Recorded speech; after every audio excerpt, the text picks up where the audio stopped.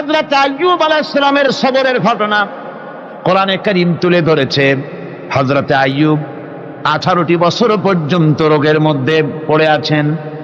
এত অসুখ করেছে, এত রোগ, শরীর পচে গিয়েছে, গায়ে পোকা ধরেছে, দুর্গন্ধ হয়ে গিয়েছে, বিবিরা চলে গিয়েছে, ছেলে মেয়ে পাড়ার লোকেরা দূর দূর করে তাড়িয়ে দিয়েছে। এবার জঙ্গলের ভিতরে গিয়ে আশ্রয় নিয়েছেন। এমন অবস্থা হয়েছে, শরীর পচে পচে জিহ্বায় যখন পোকা ধরা শুরু করে দিল, হযরত আইয়ুব আলাইহিস সালাম তখন আল্লাহ রাব্বুল আলামিনের দরবারে এই প্রথমবারের মতো তিনি বললেন, রব্বুল আলামিন, হায় আল্লাহ তাআলা, সমস্ত শরীর জড়জড়া হয়ে গিয়েছে, গায়ে পোকা ধরেছে, আমি কোনো কথা বলি নাই, আমি খামোশ থেকে জিকির আজগার করতেছিলাম। আয় আল্লাহ, এখন দেখি আমার জিহ্বায় পোকা ধরেছে, পোকা ধরা শুরু হয়েছে। আমার জিহ্বাটায় পোকা তুমি দয়া করে দিও না, কারণ আমার জিহ্বায় যদি পোকা হয়ে যায় তাহলে তোমার মতো আল্লাহর জিকির আমি কি দিয়া করব? আমার জিহ্বাটা তুমি দয়া করে ভালো রাখো। কোরআনে কারীম বলছি, ওয়া আইয়ুবা ইয নাদা রাব্বাহু আন্নী মাসসানিয়াদ দুররু ওয়া আনতা আরহামুর রাহিমিন। স্মরণ করো সেই সময়ের কথা যখন আইয়ুব তার রবকে ডেকে বলেছিল, আমি অসুস্থ আর তুমি তো রহমান রহিম, দয়াময়। ভাষাটা দেখেন কি সুন্দর। এর থেকে কি আল্লাহর আর কিছু বলা লাগে? আল্লাহ পাকের কাছে তিনি বলতেছেন, আল্লাহ আমি তো অসুস্থ, আমি তো অসুখ করেছে আমার, আর তুমি তো দয়াময় রহমান রহিম। এক অন্ধ, ঈদের দিন কত অন্ধই তো আছে খয়রাত করার জন্য, ভিক্ষা করার জন্য, চতুর্দিকে ভিক্ষা করতেছে অন্ধরা। এক অন্ধ ঈদের গেটের কাছে দাঁড়ায়া বলতেছে, ভাইরা আজ হচ্ছে ঈদের দিন আর আমি কিছু দেখতে পাচ্ছি না। এ বেশি পয়সা পাইল, মানুষের দিন তার প্রতি আকৃষ্ট হয়ে গেছে। আরে কি কথা, আজ ঈদের দিন, সকলে আনন্দ করছে আর আমি কিছুই দেখতে পাচ্ছি না। সে কিন্তু কিছু চায় নাই। ভাষার ভিতরে, কথা বলার ভিতরে এ ধরনের টেকনিক আছে। হযরত আইয়ুব আলাইহিস সালাম বললেন না যে আল্লাহ আমারে মাফ করে দাও, কষ্টের মধ্যে আছি। তিনি শুধু বলেছেন, রব্বুল আলামিন, আমি অসুস্থ হয়ে পড়েছি, আমার অসুখ করেছে, আর তোমার নাম রহমান রহিম। এতটুকু কথা বলেছেন।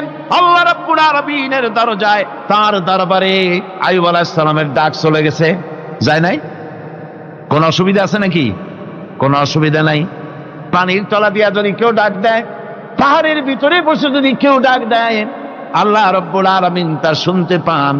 ইউনূস আলাইহিস সালাম মাছের পেটে বসে চিৎকার মেরেছিলেন, লা ইলাহা ইল্লা আনতা সুবহানাকা ইন্নী কুনতু মিনাজ জালিমিন। যিনি বলছিলেন, আয় আল্লাহ তাআলা, আমি তোমার প্রশংসা করছি, তুমি ছাড়া উপাস্য নাই, মাবুদ নাই। আমি তোমার পবিত্রতা ঘোষণা করছি, আমি তো জালিমদের অন্তর্ভুক্ত হয়ে গেছি। বাস এতটুকুন কথাই বলেছেন।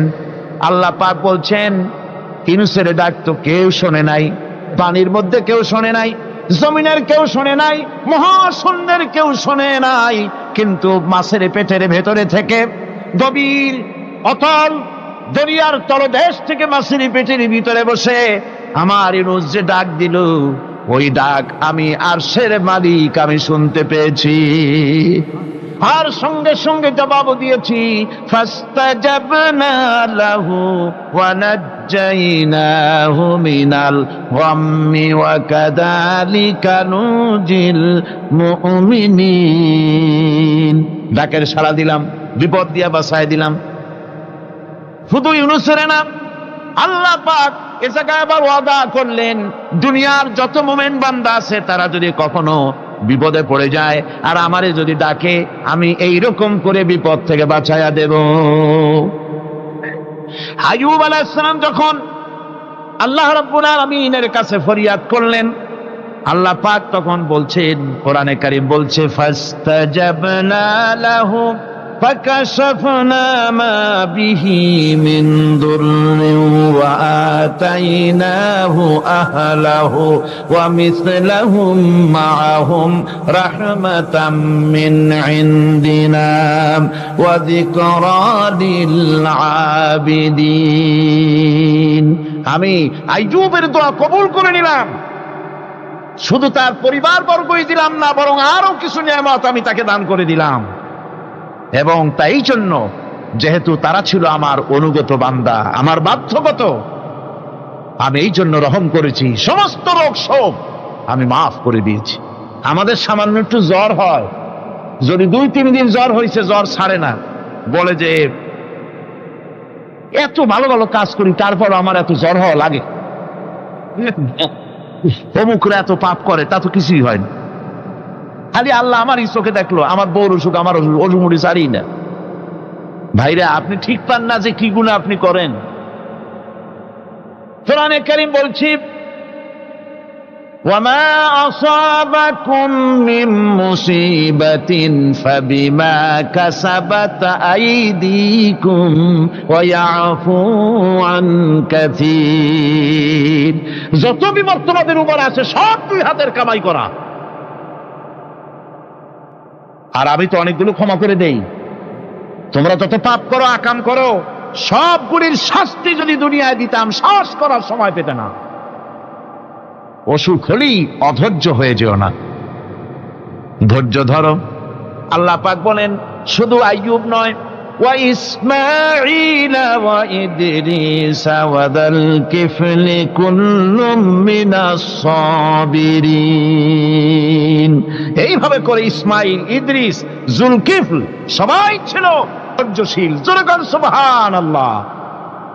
ধৈর্যের চরম পরাকাষ্ঠা ছিলেন তিনি। কোরআনে কারীম নবীদের এই কথাগুলি আমাদের শোনাচ্ছেন।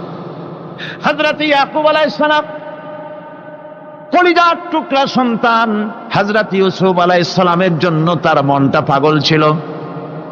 এত সুন্দর করে আল্লাহ তারে বানাইছিলেন, এত তিনি ছিলেন সৌন্দর্যের পিরামিড, যারে দেখলে চোখ ফিরানো যায় না। এমন সুন্দর সুপুরুষ, যারে দেখি সেই যুগের সুন্দরী যুবতী মেয়েরা রূপের মোহে পড়ে নিজেদের আঙ্গুলগুলি কেটে ফেলে দিয়েছিল। রূপের মোহে এমন অবশ হয়ে গেছে, আঙ্গুল কেটেছে, হাত কেটেছে, টের পায় নাই। আবার ভুল বুঝবেন না, দুনিয়ার সেরা সুন্দর পুরুষ ইউসুফ আলাইহিস সালাম, তা কিন্তু রাসূলের চাইতে বেশি নয়।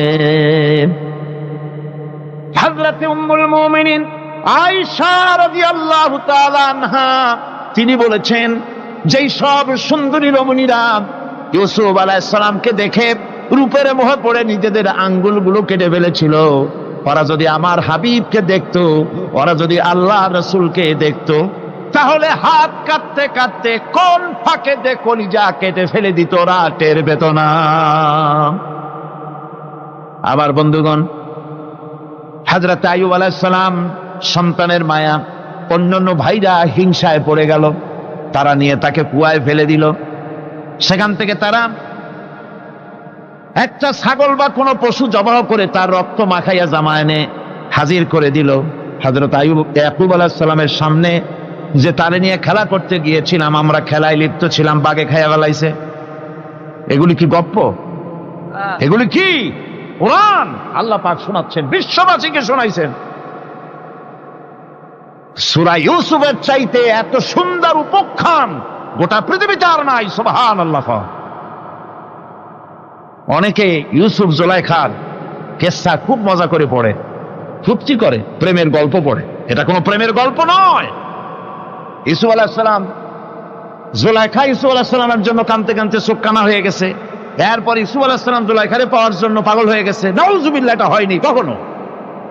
তিনি আল্লাহর পয়গম্বর, আর আল্লাহ কেমনে তারে বাঁচিয়েছেন? যখন জুলাইখা ঘরের ভিতরে সুন্দর করে যৌন উন্মাদনামূলক চিত্র অঙ্কিত করে ঘরের মধ্যে আটকায় দিয়েছে, তালা লাগায় দিয়েছে, আর নিজে যৌন উদ্দীপক কাপড় চোপড় পরেছে না পরার মতোই। সে যুগের সুন্দরী মেয়ে জুলাইখা। তার কুপ্রবৃত্তিকে চরিতার্থ করার জন্য আহ্বান করা হয়েছে। হযরত ইউসুফ আলাইহিস সালাম লক্ষ্য করে দেখলেন এমন জায়গা, এখান থেকে পালাবার তো পথ নাই, দরজা বন্ধ করে দিয়েছে। তিনি শুধু তখন কেবলমাত্র আল্লাহ রব্বুল আলামিনকে ভয় করলেন। আল্লাহকে ভয় করে আল্লাহর নাম নিয়ে যখন তালাবদ্ধ দরজার দিকে দৌড় দিয়েছেন, আল্লাহ রব্বুল আলামিন আপন কুদরতে তালাগুলি খুলে দরজা তার জন্য উন্মুক্ত করে দিলেন। ইউসুফ আলাইহিস সালামকে ফালাই দিয়ে এভাবে করে কাপড় এনে দিল তার সামনে, রক্তমাখা কাপড় পেয়ে হযরতে ইয়াকুব আলাইহিস সালাম সন্তানদের মুখে কাহিনী শুনে তিনি কি বললেন? কোরআনে কারীম তা কোট করেছে, তিনি চিক দিলেন না, ফাল দিলেন না, ফিট হয়ে পড়লেন না। তিনি বললেন, কলিজার টুকরা সন্তান তার মরার খবর শুনেছেন।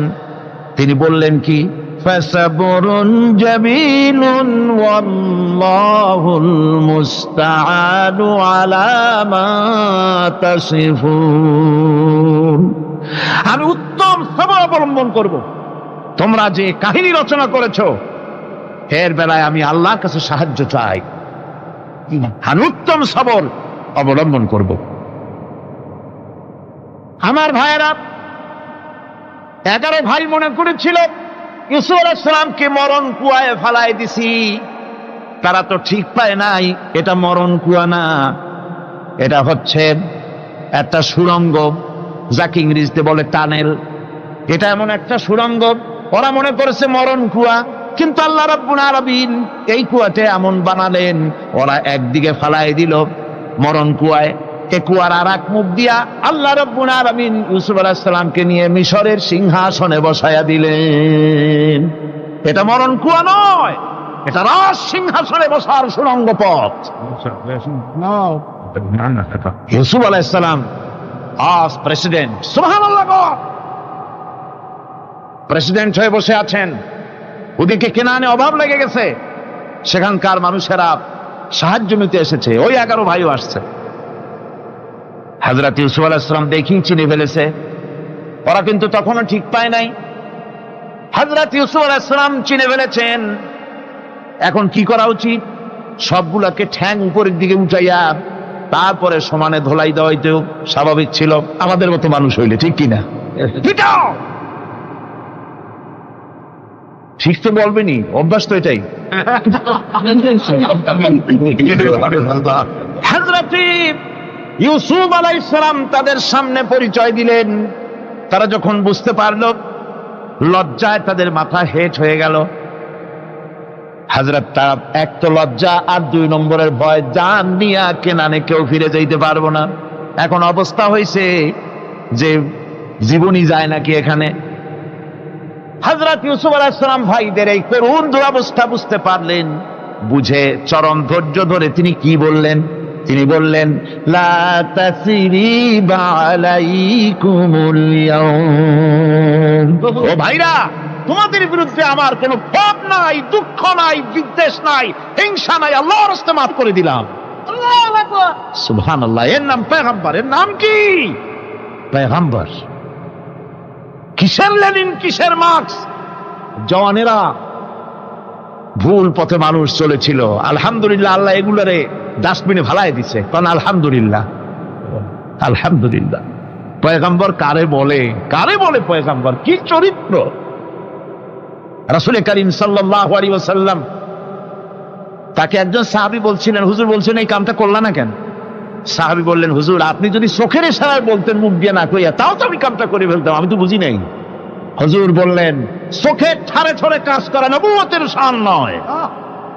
আল ওয়াদুহু ওয়াস সারাহা, নবীরা যা করেন তা ডাইরেক্ট, কোনো বক্রতা নাই, স্পষ্ট কথা।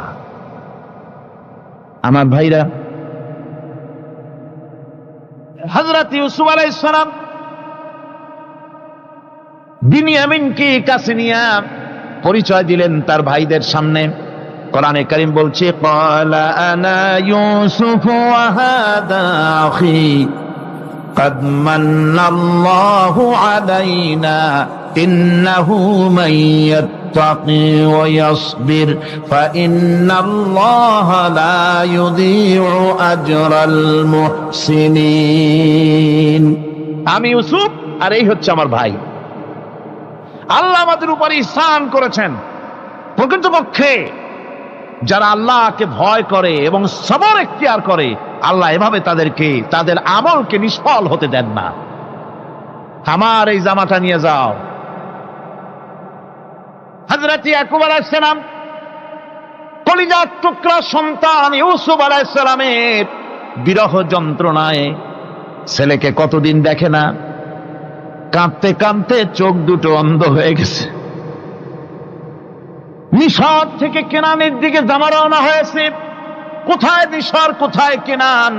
জামা যখন রওনা হয়ে গেছে, হযরত ইয়াকুব বলতেছেন, আমি যেন আমার ইউসুফের গন্ধ নাকে পেতেছি। জামা চলে এলো, চোখের উপরে রাখলেন, আল্লাহ রাব্বুল আলামিন তাকে চক্ষুষ্মান বানায়া দিলেন। ভাইরা আমার, পয়গম্বরেরা সবর করে গোটা দুনিয়ার মানুষের সামনে দৃষ্টান্ত সেট করেছেন সবরকারী হন। আমার ভাইরা, হযরত ইব্রাহিম আলাইহিস সালামের কথা আল্লাহ পাক কোরআনে কারিমে বলছেন সবরকারী কয়, দেখো শেখো সবরকারী কয়।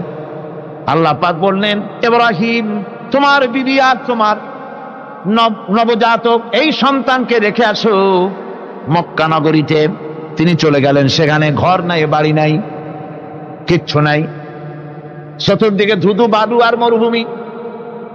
হযরতে হাজরা বলছেন, ইব্রাহিম সামান্য পানি আর খাবার দিয়া আমার সন্তান শুদ্ধ এখানে রেখে যেতেছো, আমি কি অপরাধ করেছি? কোনো জবাব নাই। দুইবার তিনবার বলার পরে হাজরা বলছেন, ইব্রাহিম গো, তবে কি আমার আল্লাহর হুকুম মতো আমারে রেখে যাচ্ছ নাকি? হযরত ইব্রাহিম আকাশের দিকে আঙ্গুল উঁচু করলেন। কথা বলবেন, বাক শক্তি বেরোচ্ছে না। 80 বছর বয়সের সময় একটা বাচ্চা আল্লাহ তারে দিছেন। আর এমন বাচ্চা, পয়গম্বরের ছেলে, কি সুন্দর চেহারা, মরুভূমির উপরে ফালাই দিয়ে রওনা হয়ে যাচ্ছেন। মুখ দিয়া কথা সরছে না, আকাশের দিকে দেখালেন। হযরত হাজরা বুঝতে পারলেন। হযরত হাজরা বলেন, ইব্রাহিম কোনো চিন্তা নাই, নিশ্চিন্ত মনে বাড়ি ফিরে যাও। আমি আমার আল্লাহর উপরে এতটা ভরসা করি, আল্লাহর হুকুমে যদি আমার এখানে রেখে যেয়ে থাকো, আল্লাহ পাক আমাকে আর আমার কলিজার টুকরা ইসমাইলকে পানিতে আর খাবারে মারবেন না, অবশ্যই তিনি ব্যবস্থা করবেন। ব্যবস্থা হয়ে গেল। হযরত ইসমাইল বড় হয়ে গেলেন। আল্লাহ পাক অর্ডার করলেন, জবাহ করো ছেলেকে।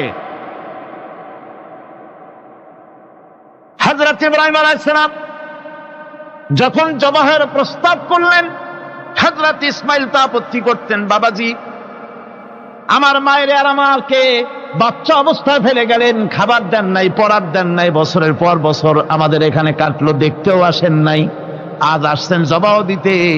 এটা কেমন কথা? কি ধরনের বাপ আপনি? এরকম বলছে নাকি? এরকম বলছে? হযরত ইব্রাহিম আলাইহিস সালাম প্রস্তাবটা কিভাবে পারলেন? আল্লাহ পাক কোরআনে কারিমে দৃষ্টান্ত রেখে দিয়েছেন। আল্লাহ পাক বলছেন, হযরত ইব্রাহিম ছেলেকে বললেন, ইয়া বুনাইয়া, হে আমার কলিজার টুকরা লাডলা, হে আমার কলিজার টুকরা সন্তান, ইন্নী আরা ফিল মানাম আন্নী আযবাহুক, আমি স্বপ্নে দেখছি আমি যেন তোমাকে জবাহ করতেছি। ফানজুর মাযা তারা, তোমার রায় কি বলো? আমি তো স্বপ্নে দেখছি যে আমি তোমার জবাহ করতেছি, এখন তোমার রায় কি, তোমার মত কি?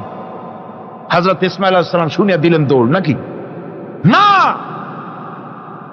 হযরত ইসমাঈল আলাইহিস সালাম ধৈর্যের প্রতীক। তিনি কি কথা বললেন? তার মুখের কথা কোরআন শরীফে আল্লাহ পাক উঠায় দিলেন। হযরত ইসমাঈল বললেন, ইয়া আবাতি ফাআল মা তু'মারু সাতাজিদুনি ইনশাআল্লাহু মিনাস সাবিরিন। হে আমার পিতা, আপনি যে ব্যাপারে আদিষ্ট হয়েছেন আপনি তা পালন করুন, অবশ্যই আমাকে ধৈর্যধারীদের মধ্যে পাওয়া যাবেন। সুবহানাল্লাহ। এক বর্ণনা এসেছে, হযরত ইসমাঈল বললেন, আব্বাজান আমি ধৈর্যধারীদের ভিতরে আমারে পাবেন, তবে জবাহ করার আগে আমার হাত পাটা একটু বেঁধে নেন। কারণ জবাহের যন্ত্রণায় আপনার গায়ে যদি আমার হাত পা লেগে যায় তো বেয়াদবি হয়ে যেতে পারে। আর আমি মরে আমার জবা হয়ে যাওয়ার পর আমার রক্ত মাখা জামাটা নিয়া আমার মা হাজেরারে দিবেন, কারণ তাকে মা বলবার মতো আর তো কেউ নাই। হযরত ইব্রাহিম তাকে বাঁধবার জন্য প্রস্তুতি নিলেন। হযরত ইসমাইল বলছেন, আব্বাজান বাঁধবেন না, বাঁধার প্রয়োজন নাই। বলে কেন? একবার বাঁধতে বললে আবার তুমি নিষেধ করছো কেন? ছেলে বলছেন, আব্বাজান বাঁধবো না এই জন্যে, হয়তো কিয়ামতেই প্রশ্ন উঠতে পারে যে আল্লাহর হুকুমে রাজি ছিল না বলে হাত পা বাঁধা জবাহ করছে।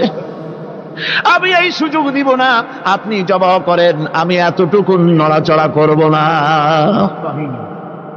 ধৈর্যের চরম প্রতীক হযরতে ইসমাইল আলাইহিস সালাম দেখাই দিয়েছেন ধৈর্য কারে কয়।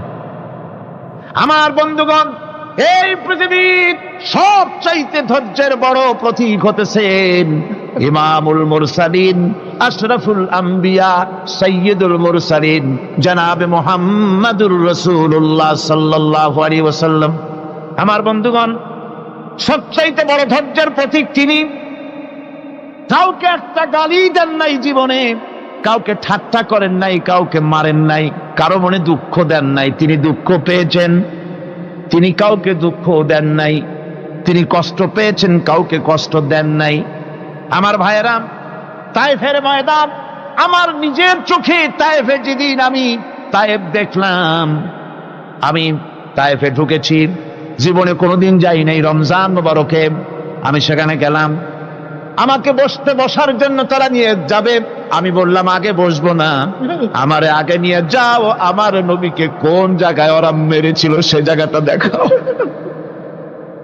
তাইফের সেই গলিতে যখন আমি গিয়েছি, দুই দিকে পাহাড় দাঁড়ানো, তাইফের লোক আমার সাথে ছিল, তারা বলল এই জায়গাটা প্রথম যেখানে চতুর্দিক থেকে নবীজিকে পাথর মারছিল আর আল্লাহর নবী বেহুশ হয়ে পড়ে গিয়েছিলেন। 3টা দিন না খাওয়া, হযরতে খাদিজা নাই, আবু তালিব নাই, মক্কায় জায়গা নাই পা রাখার। নবীজি 3টা দিন ঘুরলেন। নেতারা বলল, তুমি যদি নবী হবে তো এতিম হলে কেন? আল্লাহ নবী বানাবার জন্য কি একটা ধনী মানুষ পায় নাই? তোমার মতো এতিম আর গরিবের নবী বানাইলো কেন? আল্লাহ নবী 3 দিন পর যখন দেখলেন কেউ দাওয়াত শোনে না, কেউ মানে না, কেউ গ্রহণ করে না, তখন তিনি নেতাদের অনুরোধ করলেন, ঠিক আছে দাওয়াত তো কবুল করলে না, তবে একটা কাজ করো, অন্তত আমি যে তায়েফে আসছিলাম এই খবরটা মক্কায় দিও না, ওরা আরো অত্যাচার বাড়ায় দেবে। এই কাফিরগুলি খবর তো মক্কায় পাঠালো, আর সমস্ত যুবকদেরকে লেলিয়ে দিল। যুবকেরা চতুর্দিকে দাঁড়াইছে, রাসূলকে পাথর মারা শুরু করে দিল। আমি যখন রেল লাইনের থেকে হাঁটি, যখন রেল লাইন কোনো সময় দেখি, রেলের পাথরগুলি, রেল লাইনের পাথরগুলি দেখলেই আমার মাথায় যেন কেন তাইফের কথা মনে এসে যায়। আরে মানুষের গায়ে পাথর মারলে কি অবস্থার সৃষ্টি হয়! পাথর নূরের শরীর, রহমতের শরীর, কিটি কিটি রক্ত ঝরছে। নবীজিকে জোর করে উঠাইয়া জবরদস্তি করে হাঁটার জন্য তারা ধাক্কা মারতেছে। আবার কিছুদিন গিয়ে নবীজি আবার বেহুশ হয়ে পড়েছেন, এইখান থেকে আবার উঠাইছে, আবার ধাক্কা মারতেছে। 3 নম্বরের আর একটা জায়গা আছে যেখানে ভাঙ্গা একটা মসজিদ। তাইফের লোকেরা আমাকে বলল, এই জায়গাটা হলো শেষ জায়গা যেখানে রাসূলে কারীম 3য়বারের মতো বেহুশ হয়েছিলেন, এখানেই হুজুরের রক্ত ঝরেছে বেশি। 2 রাকাত নামাজ পড়লাম, সিজদায় পড়ে এমন কান্না কাঁদলাম আল্লাহর কাছে। নবীজি যখন হুঁশ এসেছে, হযরতে জিবরাইল বলেন, ইয়া রাসূলুল্লাহ, আপনার এই কষ্ট দেখে ফেরেশতারা কাঁদতেছে, আপনি অনুমতি দিয়ে দেন এই 2 পাহাড়কে মিলাইয়া সমস্ত তায়েফবাসী কাফেরগুলি মাটির সাথে মিশাইয়া দেই। নবীজি বললেন, জিবরাইল, আমি যদি হুকুম করি আর আমার হুকুম মতো যদি এই কাম করো, একটা কাফেরও যদি না বাঁচে তাহলে কার মুখে পৌঁছাবো লা ইলাহা ইল্লাল্লাহু মুহাম্মাদুর রাসূলুল্লাহ। আমার ভাইরা, হুজুর সাল্লাল্লাহু আলাইহি ওয়াসাল্লাম উঠে বসলেন। এমন সময় হযরতে যায়েদ শরীরের রক্তগুলি মুছে দিতেছেন। রাসূল সাল্লাল্লাহু আলাইহি ওয়াসাল্লাম বসে দুইখানা হাত উত্তোলন করলেন। নবীজির চোখ থেকে পানি গড়ায় পড়তেছে। আরে কেউ নাই, আল্লাহ ছাড়া কেউ নাই সাহায্য করার। নবীজি হাত তুলে মোনাজাত করতেছেন, চোখ দিয়া পানি পড়ে দাড়ি ভিজে পড়তেছে, গায়ে দিয়া রক্ত ঝরতেছে। নবীজি কি দোয়াটা করলেন? বদদোয়া করলেন না, গজব দিতে বললেন না। নবীজি দোয়া করলেন, রব্বুল আলামিন, এই তায়েফের লোকেরা আজকে আমার সাথে যে ব্যবহারটা করেছে, ওরা বোঝে নাই যে আমি তোমার নবী, ওরা বোঝে নাই যে আমি তোমার রাসূল, না বুঝে আমার উপরে যে অত্যাচারটা করলো, আল্লাহ তুমি এই জন্য রাগ করে এই তায়েফে তুমি গজব দিও না। আল্লাহ পাক পরবর্তী সময় হুজুরকে স্মরণ করাই দিলেন, ওয়া মা আরসালনাকা ইল্লা রাহমাতাল লিল আলামিন। ও নবী, আপনি হচ্ছেন আমার সমস্ত সৃষ্টি জগতের জন্য আপনি আমার রহমত, আমার গোটা বিশ্বের জন্য আপনার, আমার সৃষ্টি জগতের জন্য আপনি আমার করুণা। একটা লোক রাসূলের এই কষ্ট দেখে বাগান থেকে এক গ্লাস আঙ্গুরের শরবত এনে হাজির করেছে। এত কষ্টের পর 3 দিনের না খাওয়া আঙ্গুরের একটা শরবত পাইয়া হুজুর খুব খুশি হলেন। শরবত গ্লাস পান করে হুজুর বলছেন, তোমার নাম না আত্তাস? তিনি বলছেন, হ্যাঁ হুজুর, আমার নাম আত্তাস। তোমার বাড়ি না ইউনূস আলাইহিস সালামের গ্রামে? বলে, হ্যাঁ আমার বাড়ি সেই গ্রামে। তা আপনি কি করে জানলেন আমার নাম আত্তাস আর আমার বাড়ি ইউনূস আলাইহিস সালামের গ্রামে? আপনি জানলেন কি করে? হুজুর বললেন, আমি নবী, হযরত ইউনূস নবী, একজন নবীর খবর আর একজন নবীর কাছে থাকে। রাসূল করিম সাল্লাল্লাহু আলাইহি ওয়াসাল্লাম সবর ইখতিয়ার করেছিলেন, ধৈর্য অবলম্বন করেছিলেন, আর আল্লাহ পাক তাকে নির্দেশ করেছেন, সবর করো। ওয়াত্তাবি' মা ইউহা ইলাইকা ওয়াসবির হাত্তা ইয়াহকুমাল্লাহ। তুমি কেবল সেই জিনিসের অনুসরণ করো যা আমি তোমার প্রতি অবতীর্ণ করেছি। আমি আপনার উপরে যেটা অবতীর্ণ করেছি ওটার অনুসরণ করুন, আর সবর ইখতিয়ার করুন যতক্ষণ না আল্লাহর পক্ষ থেকে চূড়ান্ত ফয়সালা না আসে। ধৈর্য ধরুন, ধৈর্য ধরুন। আমার ভাইরা, কাফেরদের নির্যাতনের মোকাবেলায় আল্লাহ পাক তার হাবিবকে সান্ত্বনা দিয়েছেন। যখন কাফেররা নির্যাতন করতেছে, হারে হযরতে বেলাল নির্যাতিত, হযরতে সুমাইয়া নির্যাতিতা, হযরতে খাব্বাব, হযরতে হুবায়ব, হযরতে আম্মার রিদওয়ানুল্লাহি তাআলা আলাইহিম আজমাইন, এত মার হতেছে। হযরতে ওমর হযরতে খাব্বাব রাদিয়াল্লাহু তাআলা আনহুকে খোলা গায়ে দেখে বলছিলেন, খাব্বাব রে, তোমার পিঠে এত গর্ত কেন? এত গর্তওয়ালা পিঠ তো আমি মানুষের দেখি নাই, এত চিকুন কোমরওয়ালা মানুষও তো দেখি নাই। তিনি বলেছেন, ওমর তুমি কি ভুলে গেছো? ইসলাম কবুল করার অপরাধী কাফির বেঈমানেরা আগুন জ্বালায়া আংটা আগুনের উপরে আমাকে চিৎ করে শোয়াছে। আমি যেন নড়াচড়া করতে না পারি সেজন্য আমার বুকের উপরে পাথর চাপা দিয়ে রেখেছিল। গায়ের চর্বি আর রক্ত গলে গলে পড়ে আগুন নিবেছে, আর আগুন গোশত পুড়ে যে পিঠের মধ্যে প্রবেশ করেছিল আজও পর্যন্ত পিঠের সেই গর্ত সেরে যায় নাই। এভাবে অত্যাচার হচ্ছিল সাহাবীদের উপর।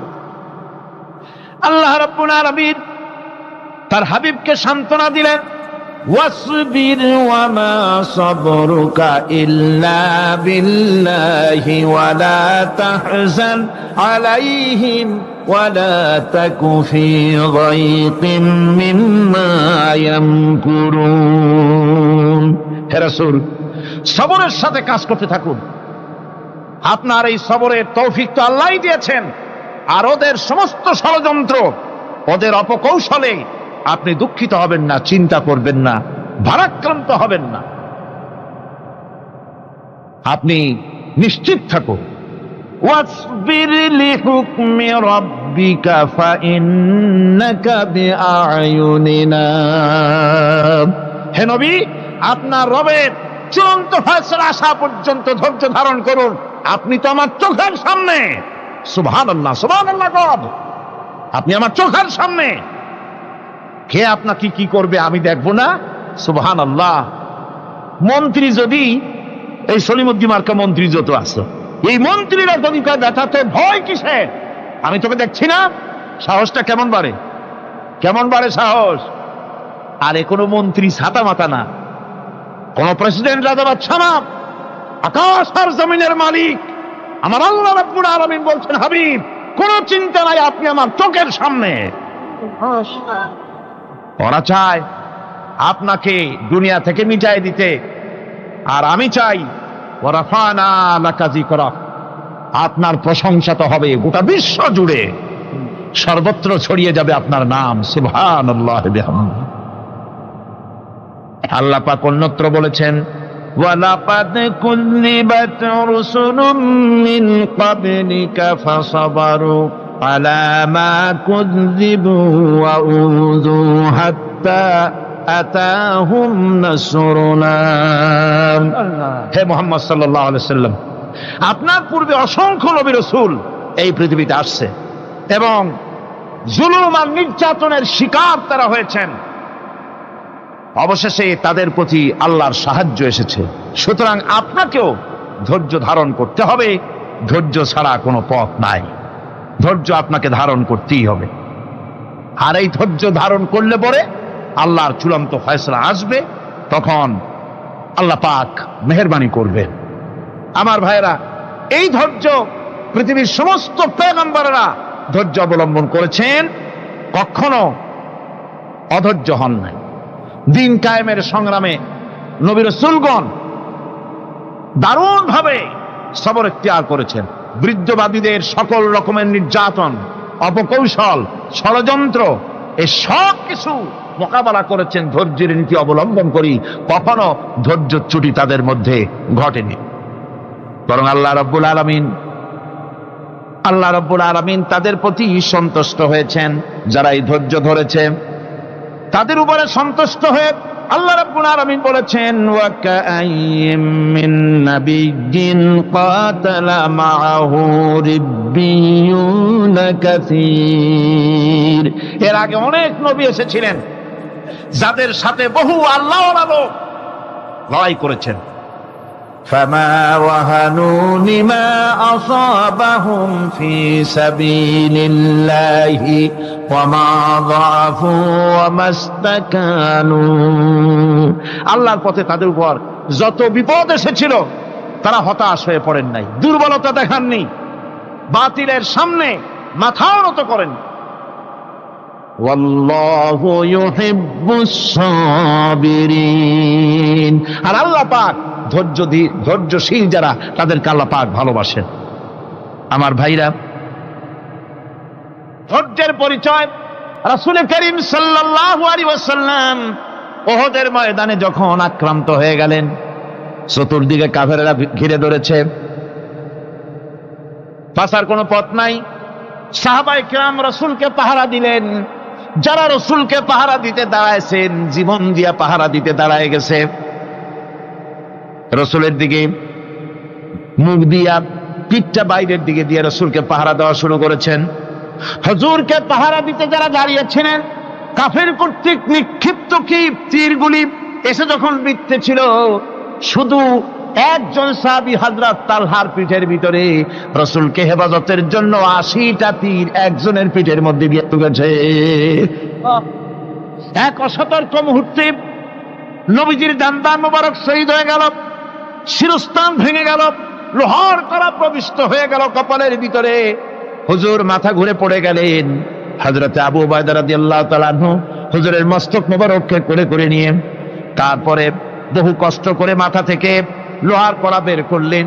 এবার ওই কড়ার ছিদ্র দিয়ে রক্ত আসতেছে, মুখ দিয়ে রক্ত পড়তেছে, দাড়ি ভিজে যাচ্ছে।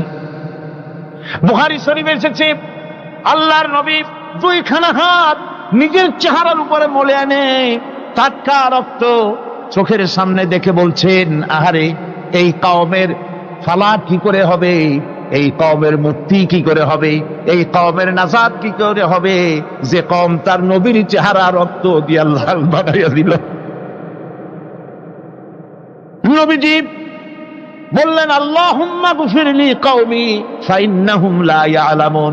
আয় আল্লাহ পাক, আমার এই কওম বুঝতে পারে না, ওদেরকে মাফ করে দাও। খবর ছড়িয়ে গেল নবীজি শহীদ হয়ে গিয়েছেন। খবর ছড়িয়ে গেল চতুর্দিকে, মদিনায় খবর ছড়িয়ে গেল, মানুষ পাগলের মতো দৌড়ানো শুরু করে দিল। এক মেয়ে লোক দৌড়াচ্ছে ওহদের দিকে, কয়েকজন সাহাবীর সঙ্গে দেখা। তারা জিজ্ঞেস করলেন, দৌড়াও কেন মহিলা, যাও কই? কয় ওহদের দিকে যেতেছি। কয় যায় তো কোনো লাভ নাই, যেহেতু তোমার যে স্বামী এসেছিলেন জিহাদের ময়দানে তিনি তো শহীদ হয়ে গেছেন। মহিলা বলতেছে, কে শহীদ হয়েছে শুনতে চাই না, আগে বলো নবীজি কেমন আছে। আবার কিছুক্ষণ পর আর কয়েকজনের সঙ্গে দেখা। তারা বলছে, মেয়ে লোক দৌড়াও কই? যাচ্ছি ওহদের দিকে।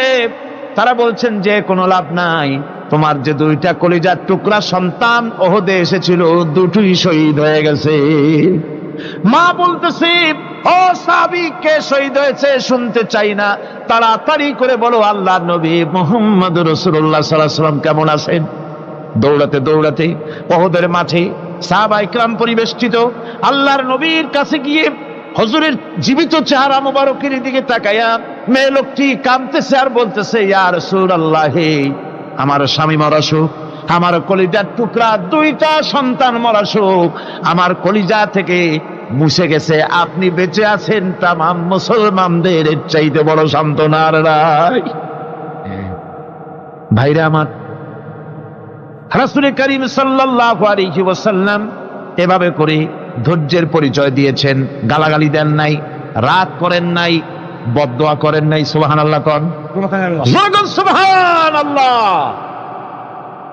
ভাইরা আমার, এই সবর এমন মহান বৈশিষ্ট্য এর মধ্যে রয়েছে। জিহাদের ময়দানে যদি লোক কম হয় আর যদি তাদের মধ্যে সবর থাকে, বেশি সংখ্যক লোকের উপরে আল্লাহ পাক সবরকারীদেরকে বিজয়ী করে দিবেন।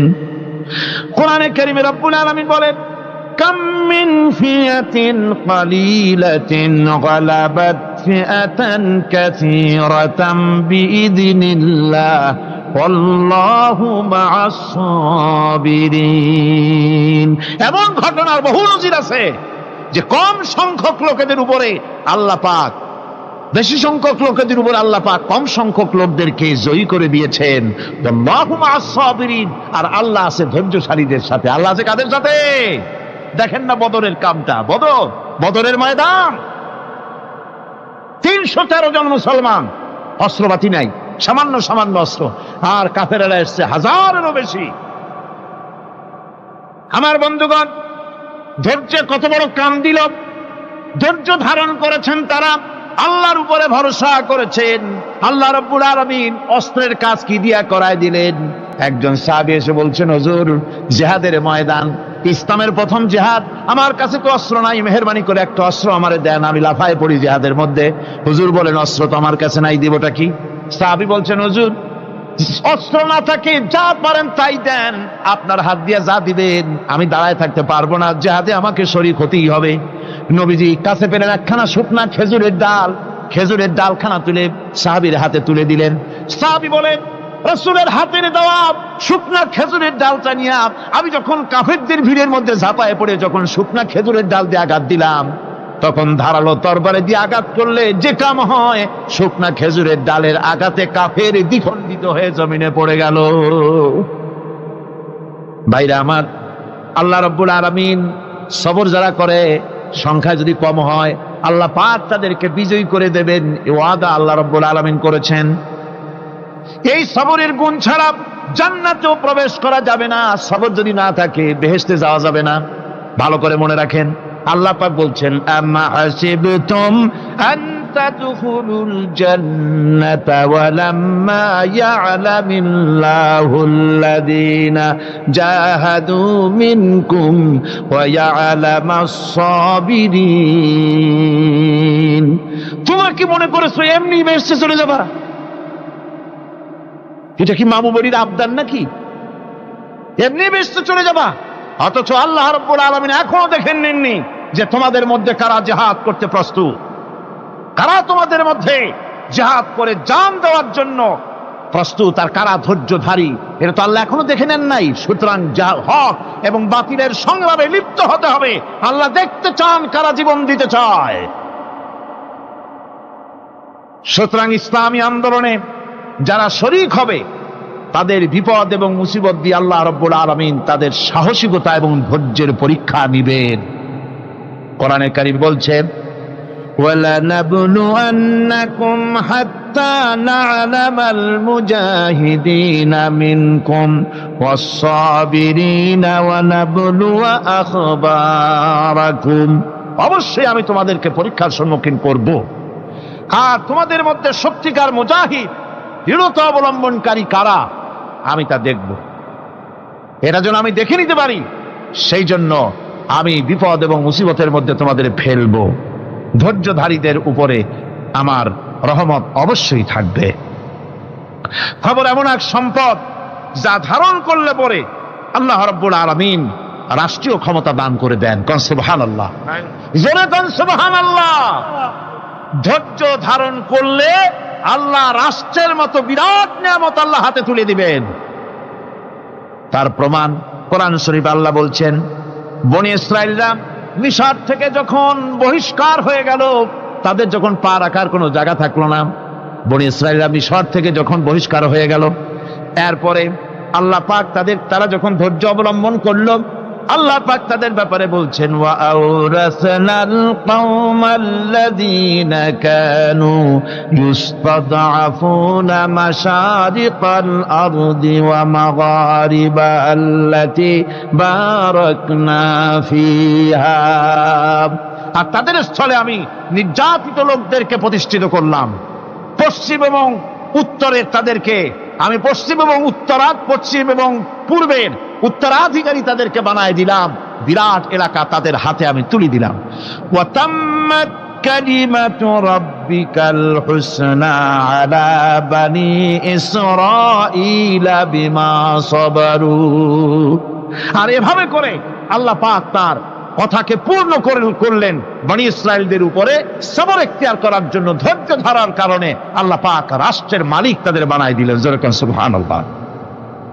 সবর যদি করা হয়, তো যুদ্ধ যদি বাদে, যদি জিহাদ শুরু হয়ে যায়, আল্লাহ পাক বলেছেন ফেরেশতা দিয়ে সাহায্য করবে। যদি সবর থাকে, তোমাদের সবর থাকলে আল্লাহ কি দিয়ে সাহায্য করবেন? ফেরেশতা। কোরআনে কারীম বলছে, বালা ইন তাসবিরু ওয়া তাত্তাকু ওয়া ইয়াতুকুম মিন ফাওরিহিম হাদা ইউমদিদুকুম রাব্বুকুম বিখামসাতি আলাফিন মিনাল মালাইকাতি মুসাউমিন। হ্যাঁ, তোমরা যদি ধৈর্য অবলম্বন করো আর আল্লাহকে ভয় করে চলো, তাহলে এক্ষুনি আল্লাহ রাব্বুল আলামিন তোমাদের জন্য কাতারে কাতারে শৃঙ্খলাবদ্ধ 10,000 ফেরেশতা দিয়ে তোমাদেরকে সাহায্য করবেন। সুবহানাল্লাহ। তোমাদেরকে ফেরেশতা দিয়ে সাহায্য করা হবে। তোমরা যদি সবর এখতিয়ার করো, তাহলে সংখ্যা যদি কম হয়, বেশি সংখ্যার উপরে জয়ী করে দেব। ইয়াকুম মিনকুম 20 সাবিরুনা ইয়াগলিবু মিয়াতাইন। যদি তোমাদের ভিতরে ধৈর্যশীল 20 জন হয়, আমি 200 কাফেরের বিরুদ্ধে তোমাদেরকে জয়ী করে দেব। সুবহানাল্লাহ। তোমরা যদি হও ধৈর্যশীল 20 জন, 200 কাফেরের উপরে তোমরা জয়যুক্ত হয়ে যাবে। আর বিপদ আর মুসিবতে যারা ধৈর্য ধরে, তাদের জন্য আল্লাহর পক্ষ থেকে সুসংবাদ। সুসংবাদ কাদের জন্য? ধৈর্যধারীদের জন্য। কোরআনে কারীম বলছে, ওয়াবাশশিরিস সাবিরিনাল্লাযীনা ইযা আসাবাতহুম মুসিবাতুন ক্বালু ইন্না লিল্লাহি ওয়া ইন্না ইলাইহি রাজিউন। সুসংবাদ সেই সব ধৈর্যশালীদের জন্য যারা নাকি বিপদ এবং মুসিবতে আসলে যারা বলে, কি বলে? পড়েন আমার সাথে, ইন্না লিল্লাহি ওয়া ইন্না ইলাইহি রাজিউন। এটা শুধু আমাদের লোকেরা কেউ মরলে পড়ে, এটা শুধু মরার সময় নয়, বরং যে কোনো বিপদ আর মুসিবত এলে মোমেন বান্দা যারা, তারা কি পড়বে? ইন্না লিল্লাহি ওয়া ইন্না ইলাইহি রাজিউন। নিশ্চয়ই নিশ্চয়ই আমরা আল্লাহর জন্য এবং আমাদের সকলকেই আল্লাহর কাছে ফিরে যেতে হবে, প্রত্যাবর্তিত হতে হবে। সবরকারীদের জন্য রয়েছে জান্নাতের সুউচ্চ সম্মানের জায়গা। জান্নাতীদের জান্নাতে সবচেয়ে সম্মানজনক জায়গা আল্লাহ রাব্বুল আলামিন ধৈর্যশালীদেরকে দান করবেন। কোরআনে কারীম বলছে, উলাইকা ইউজসাউনাল গুরফাতা বিমা সাবারু ওয়া ইউলাক্কাউনা ফিহা তাহিয়াতাও ওয়া সালামা। এরা হলো সেই সব লোক যাদেরকে প্রদান করা হবে বেহেশতের সুউচ্চ মঞ্জিল, কারণ তারা সবর ইখতিয়ার করেছিল, তারা সবর করছিল, এই জন্য বেহেশতের সবচাইতে ভালো জায়গা তাদের দেওয়া হবে। কোন আলহামদুলিল্লাহ, জোরে কোন আলহামদুলিল্লাহ। এবং জান্নাতে সবরকারীদেরকে সম্বর্ধনা দেওয়া হবে, সম্বর্ধনা দেওয়া হবে। খালিদিনা ফিহা হাসুনাত মুস্তাকাররাও ওয়া মুকামা। চিরদিন তারা জান্নাতের ভেতরে বসবাস করবে এবং কতই না সুন্দর, কতই না উত্তম জায়গা সবরকারীদের জন্য আল্লাহ বেহেশতের মধ্যে রেখে যাবেন। জান্নাতে প্রবেশ করার সাথে সাথে চতুর্দিক থেকে ফেরেশতারা ছুটে আসবে সবরকারীদের জন্য। ওয়াল মালাইকাতু ইয়াদখুলুনা আলাইহিম মিন কুল্লি বাব। চতুর্দিক থেকে ফেরেশতারা তাদেরকে ইস্তেকবাল করবে, কি বলবে? সালামুন আলাইকুম বিমা সাবারতুম ফানি'মা উকবাদ-দার। তোমাদের প্রতি শান্তি বর্ষিত হোক, কারণ তোমরা পৃথিবীতে সবর অবলম্বন করেছিল। কতই না উত্তম জায়গা, কতই না সুন্দর জায়গা আল্লাহ রাব্বুল আলামিন সবরের বিনিময় তোমাদেরকে দান করেছেন। সুতরাং এই সবর হচ্ছে মুসলমানদের জন্য সবচেয়ে বড় নিয়ামত। আজ আমার তো মনে হয় পৃথিবীতে মুসলমানরাই সবচেয়ে বেসবর। ট্রেনে যাবে বসা নিয়ে বেসবর, টিকিট নিয়ে বেসবর, বাসের মধ্যে বেসবর, বাজারে যাবে বেসবর, স্কুলে যাবে বেসবর, যেখানে যান সব জায়গায় আমরা বেশি অধৈর্য, ঠিক কিনা কর? সামান্য সামান্য জিনিস নিয়ে ঝগড়া করা, মারামারি করা, এই হচ্ছে আমাদের ট্র্যাডিশন। ধৈর্য অবলম্বন করতে হবে জীবনের সকল ক্ষেত্রে, এই ধৈর্য আমাদেরকে রক্ষা করতে হবে। এই ধরনের ধৈর্য যদি আমরা অবলম্বন করতে পারি, তাহলে আল্লাহ পাক বলছেন, উলাইকাল্লাযীনা সাদাকু ওয়া উলাইকা হুমুল মুত্তাকুন। এরাই হলো ঈমানের দাবিতে সত্যবাদী। কোন আলহামদুলিল্লাহ। কারা কারা? না না, শুধু সবরকারী না, এই যে 10টা পয়েন্ট বলা হলো, কয়টা পয়েন্ট বলা হয়েছে? 10টি পয়েন্ট। সেই 10টি পয়েন্ট যারা পালন করবে এরা হলো ঈমানের দাবিতে সত্যবাদী, আর এরাই হচ্ছে প্রকৃতপক্ষের মুত্তাকি। আমরা মুত্তাকি বুঝি দাঁতে ছাতা, দাড়ি টাড়ি আশ্রয় না, জাব্বা জুব্বা গায়ে দিয়ে কোনো জায়গায় পড়ে থাকে, হ্যাঁ, এটা বড় মুত্তাকি, খুব পরহেজগার। সালার চট্টর যদি পরে তাহলে তো আরো বড় পরহেজগার। জি, আর যদি কাপড় চোপড় মোটেও না থাকে তাহলে তো খাজা বাবা হয়ে গেল। জি, নাউযুবিল্লাহি মিন যালিক। আর আল্লাহ বলছে মুত্তাকি কারে কয়? শোনো, এরে কয় মুত্তাকি যাদের মধ্যে এই 10টা গুণ আছে। এই 10টি সত্য যদি সম্পাদন করতে পারি, যদি আমল করতে পারি, জীবন ধন্য হয়ে যাবে। সেই 10টি কথা আমি আবার আপনাদের স্মরণ পটে তুলে দিতে চাই, প্যাকেট করে পকেটে উঠাই দিতে চাই, যেন বাড়ি নিয়ে যেতে পারেন। 1 নম্বর হচ্ছে 10টি পয়েন্টের 1 নম্বর আল্লাহর প্রতি ঈমান। 1 নম্বরে আল্লাহর প্রতি ঈমান, 2 নম্বরে পরকালের প্রতি ঈমান, 3 নম্বরে ফেরেশতাদের উপর ঈমান, 4র্থ নম্বরে কিতাবের প্রতি ঈমান, 5ম নম্বরে নবীদের প্রতি ঈমান, 6ষ্ঠ নম্বরে সহায় সম্বলহীন নিকটবর্তী আত্মীয়, ইয়েতিম, মিসকিন, প্রবাসী, মুসাফির, সাহায্য প্রার্থী, এদেরকে মুক্ত করার জন্য এদেরকে সাহায্য প্রদান করা, 7 নম্বরে নামাজ প্রতিষ্ঠা করা, 8 নম্বরে যাকাত আদায় করা, 9 নম্বরে ওয়াদা পালন করা, 10 নম্বরে সবর এখতিয়ার করা। কয়টা হইল? এই 10টি কাজ যদি আমরা পালন করতে পারি, বিপদে মুসিবতে ধৈর্য ধারণ করতে পারি, যত মুসিবত আসুক, আসলে এগুলি কিছু না। মুসিবত আল্লাহ টেস্ট করবেন, মুসিবত দিয়া আল্লাহ টেস্ট করেন।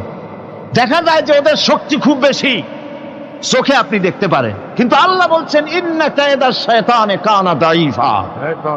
বাতিলরা হলো শয়তান। বাতিলরা কি? আর ওদের চক্রান্ত আসলেই দুর্বল। এদের চক্রান্ত আসলে কি? দুর্বল। কাজেই এগুলিকে ভয় করা যাবে না। বিপদে মুসিবতে ধৈর্য ধারণ করে যদি অগ্রসর হওয়া যায় তো আল্লাহ রাব্বুল আলামিন এই 10টি পয়েন্ট যদি আমল করা যায়, দুনিয়াও শান্তি পাবো, আখিরাতেও শান্তি পাবো। যত মুসিবত আসুক, বিপদ আসুক, ধৈর্যের সাথে মোকাবেলা করতে হবে। ধৈর্যের অর্থ কি? আমি আগেই বলেছি, ধৈর্যের অর্থ হচ্ছে অবিচলতা, দৃঢ়তা, বরদাস্ত করা, সহিষ্ণুতা, ধীরতা, স্থিরতা। ধৈর্যের অর্থ এটা নয় একজন একটা থাপ্পড় মারলো আর আপনি বলবেন যে বাবা ব্যথা পাইছো নাকি, তাহলে আরো একখান থাপ্পড় দিয়া দাঁত আমার সবগুলো ভালায় না। এর নাম ধৈর্য নয়। ধৈর্য হচ্ছে পরিস্থিতির মোকাবেলা করতে হবে সাহসিকতার সাথে, এর নাম হচ্ছে ধৈর্য।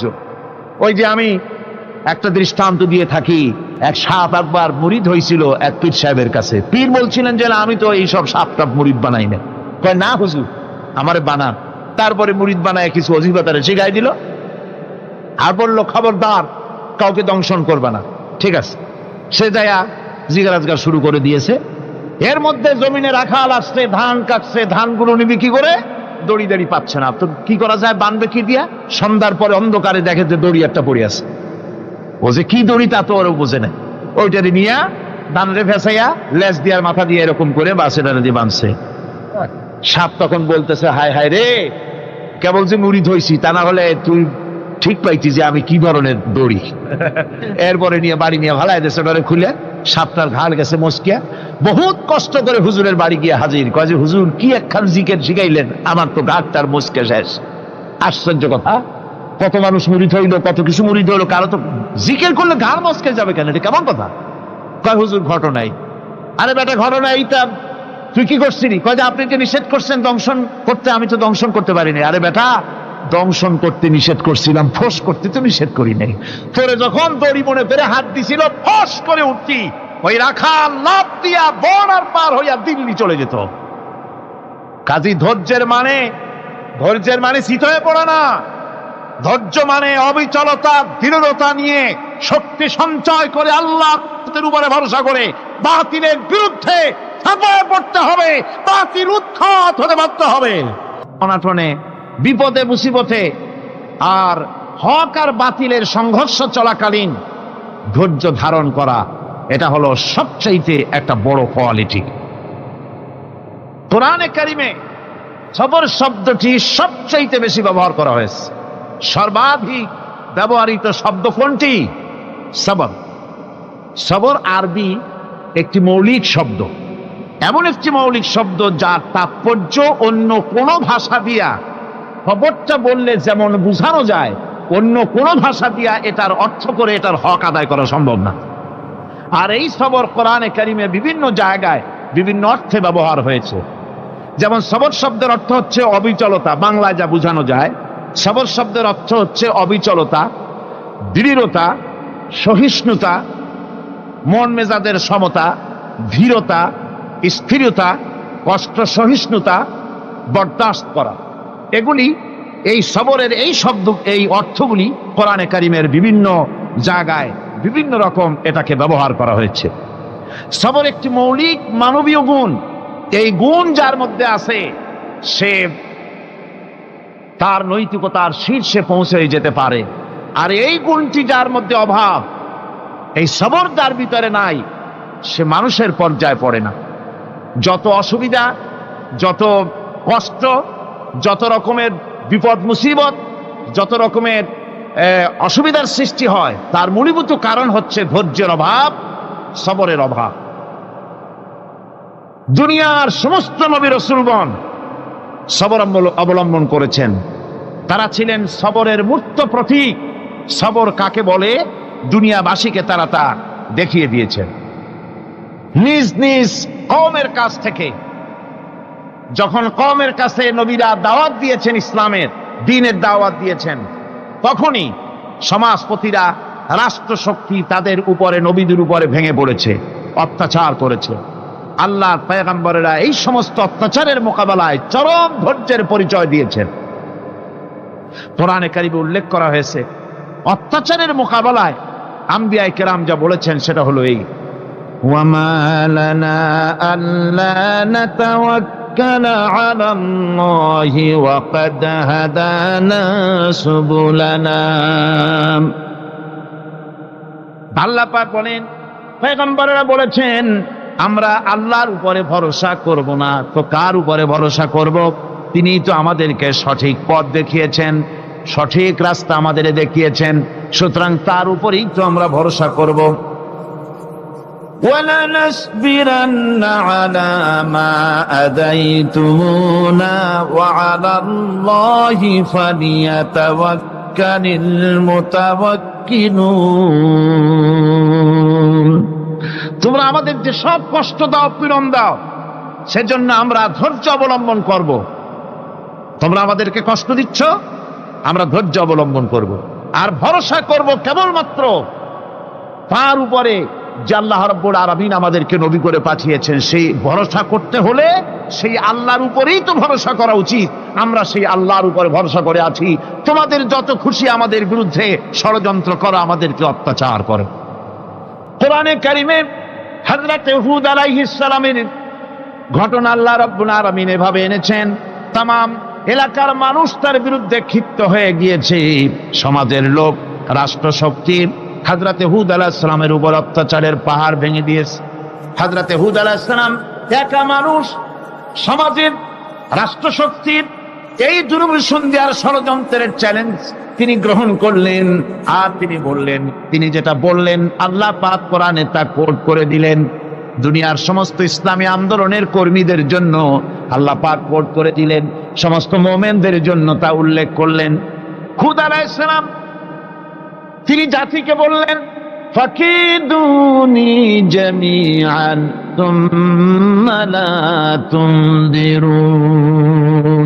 তোমাদের যত ক্ষমতা আছে সমস্ত ক্ষমতা নিয়ে আমার বিরুদ্ধে তোমরা ষড়যন্ত্র করো, আর আমাকে এতটুকু অবকাশ দিও না। আমি সেই আল্লাহ রাব্বুল আলামিনের উপরে ভরসা করেছি, যার কুদরতি হাতের ভিতরে আমার জান, আর গোটা পৃথিবীর সমস্ত প্রাণীর জান যার কুদরতি হাতের মধ্যে। যার হাতের ভিতরে গোটা পৃথিবীর সমস্ত জান, সে আল্লাহর উপরে ভরসা করেছি। যা খুশি তোমরা আমার বিরুদ্ধে করতে পারো। সুবহানাল্লাহ। এটার নাম হলো ঈমান, এটার নাম সবর, এটার নাম ধৈর্য। এই ধৈর্য আসে ঈমানে কামেল হলে পরে এবং আল্লাহর উপরে পরিপূর্ণ বিশ্বাস হলে পরে। যদি কারো দিনের মধ্যে কথা বিশ্বাস থাকে যে আমার জন্য আল্লাহর পক্ষ থেকে যদি কোনো বুলেট নির্ধারণ করা থাকে, গোটা বিশ্ব যদি আমাকে পাহারা লাগায়, ওই বুলেট থেকে আমাকে বাঁচাইতে পারবে না। আর আমার জন্য যদি একটা বুলেট আল্লাহ কর্তৃক নির্ধারিত থাকে, তাহলে গোটা পৃথিবীর মানুষ চেষ্টা করেও সেই বুলেট থেকে আমাকে রক্ষা করতে পারবে না। এটার নাম হচ্ছে ঈমান। এই ঈমান যখন মানুষের মধ্যে সৃষ্টি হয়ে যায়, তখন সে বিপ্লবী শক্তিতে পরিণত হয়ে যায়।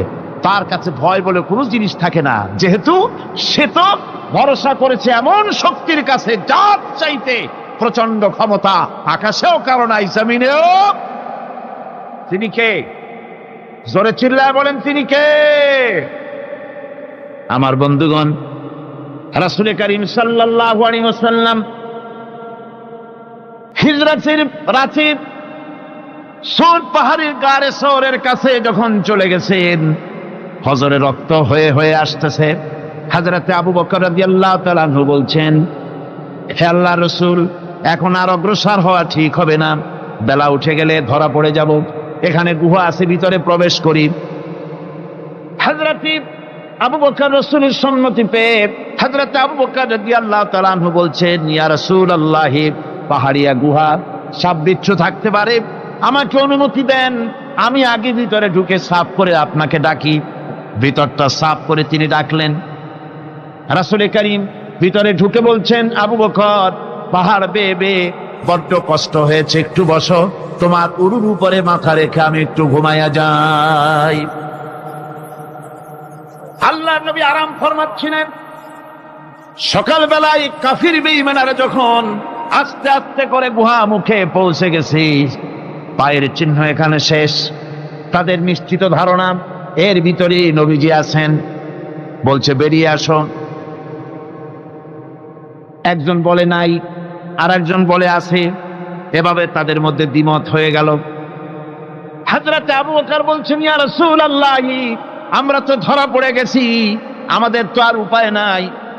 এই গুহাটা এতই অগভীর, শুয়ে যদি হাঁটু উঁচু করা যায় উপর থেকে দেখা যায়, বসলে পরে মাথা দেখা যায়, ধরা তো পড়ে গেছি, উপায় নাই। আল্লাহর নবী তখন তার হাবিব, তার বন্ধুকে কি বললেন? বিশ্ববাসীর জন্য আল্লাহ পাক কোরআনে তা উঠায় দিলেন। নবীজি তার বন্ধুকে ডেকে বললেন, লা তাহজান ইন্নাল্লাহা মা'ানা। ও আমার সাথী, কোনো চিন্তা করো না, ভয় পেও না, শঙ্কিত হয়েও না। আমরা মাইনরিটি নই, আমরাই মেজরিটি, কারণ আল্লাহ রাব্বুল আলামিন আমাদের সাথে আছেন। সুবহানাল্লাহ। এই চিন্তা, এই ধারণা যদি মানুষের মনের মধ্যে থাকে, তাহলে কখনোই তার মন দুর্বল হবে না, ঈমান দুর্বল হবে না। ربنا ظلمنا أنفسنا وإن لم تغفر لنا وترحمنا لنكونن من الخاسرين ربنا لا تزغ قلوبنا بعد إذ هديتنا وهب لنا من لدنك رحمة إنك أنت الوهاب। আয় আল্লাহ তাআলা, এই বিশাল জনসমুদ্র নিয়ে তোমার দরবারে হাত তুলেছি পবিত্র মেরাজের রজনীতে। আয় আল্লাহ, তুমি দয়া করে মেহেরবানি করে আমাদের আলোচনা, দুরুদ সালামের সওয়াব আমাদের বিশ্ব নবী, তোমার প্রিয় হাবিব জনাবে মুহাম্মদ রাসূলুল্লাহ সাল্লাল্লাহু আলাইহি ওয়াসাল্লামের রূহ মুবারকে পৌঁছায়া দাও। সমগ্র বিশ্বের মাটির নিচে যত মুমিন মুমিনাত শুয়ে আছেন, তাদের আরো আর পরে সওয়াব পৌঁছায় দাও। আমাদের মা বাপ যাদের দুনিয়া থেকে বিদায় হয়ে গেল, আল্লাহ কবরগুলিকে জান্নাতের টুকরায় পরিণত করে দাও। রব্বির হামহুমা কামা রব্বায়ানি সগীরা। পড়েন সবাই, রব্বির হামহুমা কামা রব্বায়ানি সগীরা। হায় আল্লাহ তাআলা, বহু মানুষ দোয়া চেয়েছি, কতজনের কত কষ্ট। কেউ হসপিটালে আছে, কারো অপারেশন হবে, কেউ বা মরে গেছে, কেউ বা মামলায় মোকদ্দমায় আছে, কেউ বা পারিবারিক অশান্তিতে আছে। আল্লাহ, যিনি যেই নিয়তে দোয়া চেয়েছে, মেহেরবানি করে সেই নেক নিয়ত তোমার দরবারে কবুল করে নাও। বিপদগ্রস্ত লোকগুলিরে বিপদ থেকে বাঁচাইয়া দাও। আয় আল্লাহ রাব্বুল আলামিন, এই মাহফিলে লক্ষ লক্ষ জনতা সমুদ্রের ঢেউর মতো চতুর্দিক থেকে আসতে থাকে। তুমি আর তোমার কোরআন আর তোমার রাসূল ছাড়া কোনো স্বার্থ কারো মনে নাই। কাউরে রিক্সা ভাড়া দেওয়া হয় না, ট্রাক ভাড়া, বাস ভাড়া কাউকে দেওয়া হয় না। এক লোকমা খানাও এখানে পায় না, তাবাররুক বা সিন্নি বিতরণও হয় না। আয় আল্লাহ, নিঃস্বার্থভাবে এই লোকগুলি যাতায়াত করে। আল্লাহ, তোমার কোরআনের বরকতে সকলকে তুমি গুনাহ মুক্ত করে দাও। আয় আল্লাহ তাআলা, যাতায়াতটা আসান করে দিও, যাতায়াতের পথে কারো যেন কোনো বিপদ না হয়ে যায়। আয় আল্লাহ তাআলা, বাড়ি ঘর ফালায় আসে, বাড়ি ঘর তোমার ফেরেশতা দিয়া তুমি হেফাজত করো। রব্বুল আলামিন, মা বোনেরাও কষ্ট করে আসে, আল্লাহ তুমি দয়া করে এ মাহফিলে যারা শরীক হয়, এ মাহফিলে, কোরআনের মাহফিলে শরীক হওয়ার কারণে তোমার কাছে একটা দাবি করি। দাবিটা হলো, মেহেরবানি করে সব মানুষকে তোমার কাবা ঘর দেখাও। যারা উপস্থিত হয়েছে সকলকে তোমার হাবিবের রওজায় গিয়া সালাম দেওয়ার তৌফিক দাও। রব্বানা তাকাব্বাল মিন্না ইন্নাকা আনতাস সামিউল আলিম ওয়া তুব আলাইনা ইন্নাকা আনতাত তাওয়াবুর রহিম। সুবহানা রাব্বিকা রাব্বিল ইজ্জাতি আম্মা ইয়াসিফুন, সালামুন আলাল মুরসালিন, আলহামদুলিল্লাহি রাব্বিল আলামিন। ওয়াজআল আখিরা কালিমাতিনা ইনদাল মাউত লা ইলাহা ইল্লাল্লাহু মুহাম্মাদুর রাসূলুল্লাহ। আসসালামু আলাইকুম ওয়া রাহমাতুল্লাহ। হযরত বাইজিদ বুস্তামি, ছোট্ট বাচ্চা ছেলে, গভীর রাত্রে মা অসুস্থ, পানির পিপাসায় জেগে উঠেছেন। বাবারে পিপাসায় শেষ হয়ে গেলাম, পানি দাও। ছেলে ঘরের ভিতরে পানি না পেয়ে বাইরে দৌড়াদৌড়ি করলেন। অনেক দূর থেকে পানি নিয়ে এসে দেখেন মা ঘুমায় গেছেন। পানি নিয়ে দাঁড়ানো পৌষ মাস, মাঘ মাসের শীতের রাত, ফজরের সময় মায়ের ঘুম ভেঙে গেল। তাকিয়ে দেখেন বাইজিৎ দাঁড়ানো, হাতে পানি থরথর করে কাঁপছে। জিজ্ঞাসা করে, বাইজিৎ তুমি দাঁড়ানো কেন? ছোট্ট বাচ্চা বলে, মা পানি চেয়েছিলে তুমি গভীর রাত্রে, পানি ঘরে ছিল না, অনেক দূর থেকে আনতে হয়েছে। মা বলছে, ঘুমাও নাই কেন গ্লাস ছুঁয়া? বাচ্চা বলে, ঘুমাই নাই, তুমি যদি আবার পানি চাও সময় মতো যদি দিতে না পারি মা তোমার কষ্ট হবে, এই জন্য ফজর পর্যন্ত আমি দাঁড়ায় আছি, কখন তুমি পানি চাও। মা হাতের থেকে পানি নিয়ে পান করলেন। বাইজিদকে বিছানার উপরে আরাম করে কম্বল দিয়ে ঘুম পড়াইয়া দিলেন। হযরতে বাইজিদের মা উযু করে ফজরের নামাজ পড়ে সিজদায় চলে গেলেন। চিৎকার মেরে কেঁদে বলেন, আমার রব, আমার আল্লাহ, আমি আমার বাইজিদের মা, আমি মা হয়ে বাইজিদের জন্য দোয়া করি। বাইজিদ আমার জন্য আজকে যা করেছে, আমি মা, আমার কলিজা ঠান্ডা হয়ে গেছে। হায় আল্লাহ, আমি বাইজিদের জন্য দোয়া করি, তুমি তাকে সুলতানুল আরিফিন বানাইয়া দিও। মঞ্জুর হয়ে গেল আল্লাহ পাকের কাছে দোয়া। আমার ভাইরা, আল্লাহ পাক বলছেন, খবরদার আমার ইবাদতের পরে মা বাপ, আল্লাহর ইবাদতের পরে কারা? মা বাপ। মা বাপকে সম্মান করো, শ্রদ্ধা করো, মোহাব্বত করো, কিসমত খুলে যাবে, কিসমত খুলে যাবে।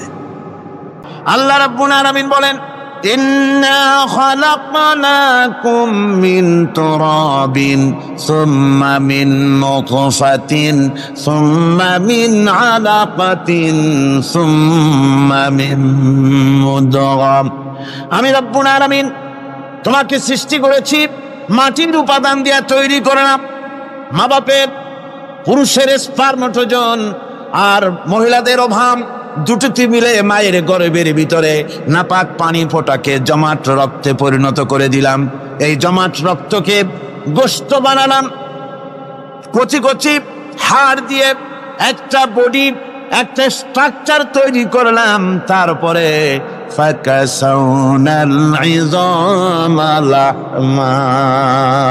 গোশত দিয়ে, রগ দিয়ে, চামড়া দিয়ে সুন্দর করে ছাউনি দিয়া মায়ের গর্ভের ভিতরে আমি আল্লাহ রব্বুল আলামিন তোমাকে বানাইছি। মায়ের পেটের ভিতরে ফি কারারিম মাকিন, একটি সুরক্ষিত জায়গায় তোমাকে আমি রেখে দিলাম, যেখানে কোনো রোগ, কোন জার্ম যেখানে পৌঁছতে পারবে না, কোন অসুবিধা হবে না, এমন একটা জায়গায়, এমন একটা ইন্টেনসিভ কেয়ার ইউনিটের ভিতরে রেখেছি। সুবহানাল্লাহ ওয়া বিহামদিহি। একটা ইন্টেনসিভ কেয়ার ইউনিট, যেখানে কোন রকমের কোন জার্ম প্রবেশ করে বা করবার কোনো ক্ষমতা নাই কারো। এমন একটা যে একটা প্যাকেট, সুন্দর একটা প্যাকেট, একটা কভারের মধ্যে তোমাকে তৈরি করা হলো মায়ের পেটের মধ্যে। তারপরে আজকে তুমি কুফরি করতেছো, আজকে আমাকে অস্বীকার করছো। ওই গর্ভের ভেতরে আমি ইচ্ছে করলে রক্তের পিণ্ডের আকারে মায়ের গর্ভ থেকে আবর্ষণ করে দিতে পারতাম, দুনিয়ার মুখ দেখতে পারতে না। মায়ের পেটের ভেতর থেকে মরা সন্তান হিসাবে বের করে দিতে পারতাম, বিকলাঙ্গ করে বের করে দিতে পারতাম, পঙ্গু করে বের করতে পারতাম, পারতেন না? আল্লাহ রাব্বুল আলামিন বলেন, কেমনে বানালাম? খলাকাল ইনসান, মানুষ আমি সৃষ্টি করেছি মায়ের পেটের ভিতরে বসে। যখন ক্ষুধার উদ্রেক হলো, রুহু যখন এসে গেল, ক্ষুধা লাগলো, খাবারের প্রয়োজন হলো, আমি কেমনে খাওয়ালাম? দুনিয়ার কোনো মা বাপ, কোনো নেতা, কোনো ডাক্তার, কোন চিকিৎসা বিজ্ঞানী মায়ের পেটের সন্তানের খাবার সরবরাহ করতে পারে না। আল্লাহ পাক বলেন, তুমি কি খাবে? ব্যবস্থা আমি করেছি। মায়ের মাসিক অসুখকে বন্ধ করে দিয়ে মায়ের নাভির সঙ্গে তোমার নাভির সাথে তার লাগাইয়া দিয়েছি, আর ওই তারের মাধ্যমে রক্ত বের করে দিয়া মায়ের রক্ত দিয়ে তিল তিল করে তোমারে বড় করেছি। রক্তটা মুখে লাগাই নাই, মুখে লাগলে পরে নাপাক রক্ত, মুখটা নাপাক হয়ে যাবে। নাভির ভিতর দিয়ে পাস করে দিলাম, মুখটাকে পবিত্র রেখে দিলাম, যাতে করে দুনিয়ায় আসার পর আমার পবিত্র বানানো মুখখানা দিয়া এই দুনিয়ায় বসে তোমার আল্লাহর পবিত্র নামের জিকির করতে পারো। এমন সুন্দর করে মায়ের পিঠুরি মায়ের পেটের ভিতরে তৈরি করলাম, হাত দিলাম, পা দিলাম, সুন্দর করে বানালাম, এমন নিখুঁত করে বানালাম, তাকায়া দেখো নিজের দিকে, সুন্দর করে বানালাম। এরপরে কি করলাম?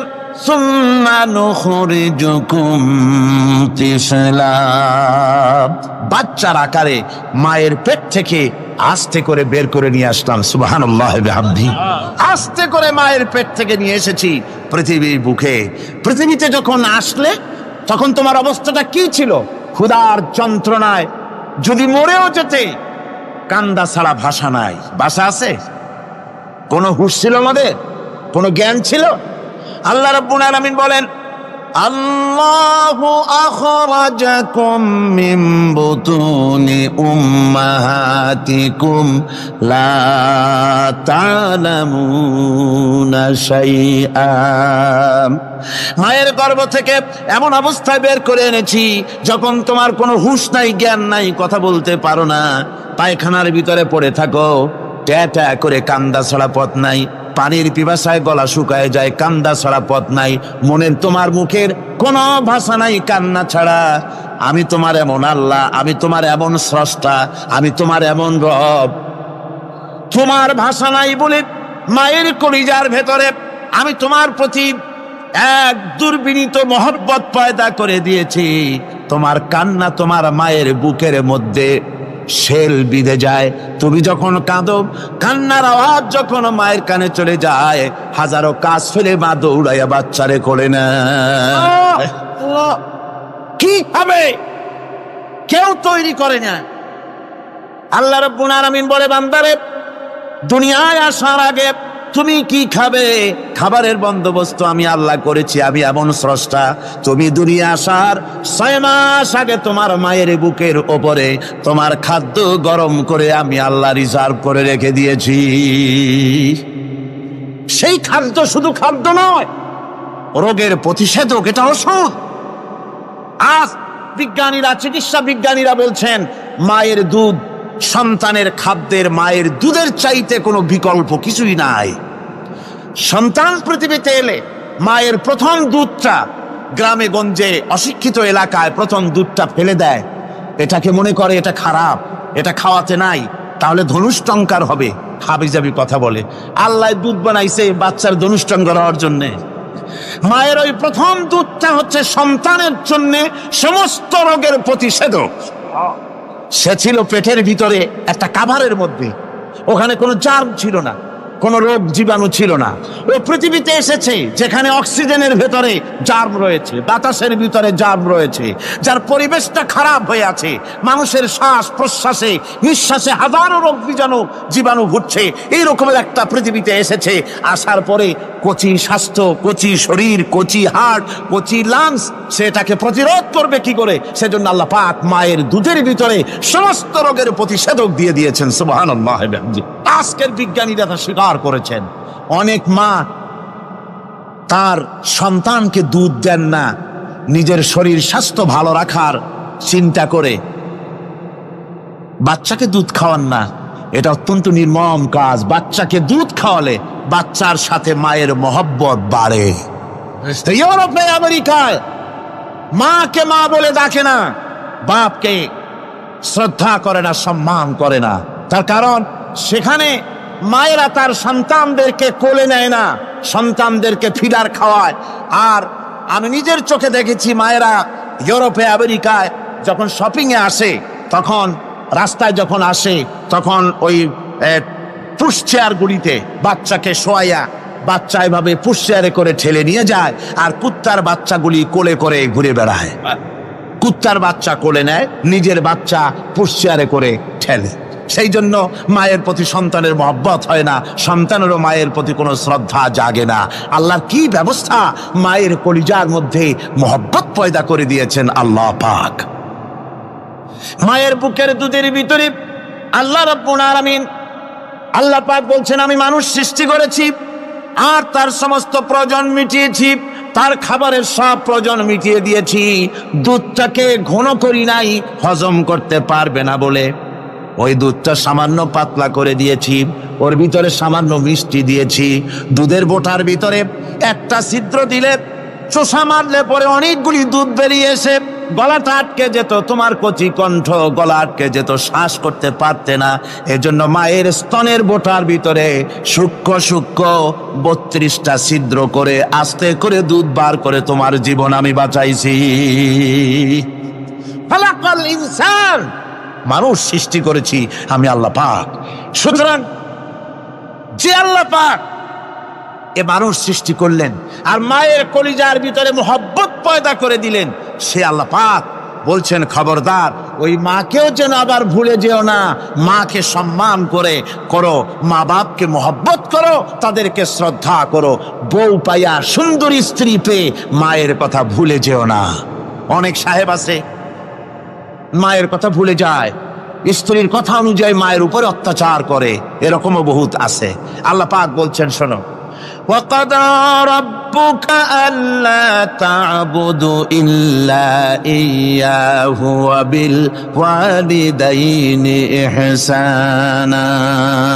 তোমার প্রভুর পক্ষ থেকে ফয়সালা হয়েছে, চূড়ান্ত সিদ্ধান্ত হয়ে গিয়েছে, আমি আল্লাহর ইবাদতের পর তোমার মা বাপের ইহসান করবে, খেদমত করবে, তাদের জন্য উপকার করবে, তাদেরকে ভালোবাসবে।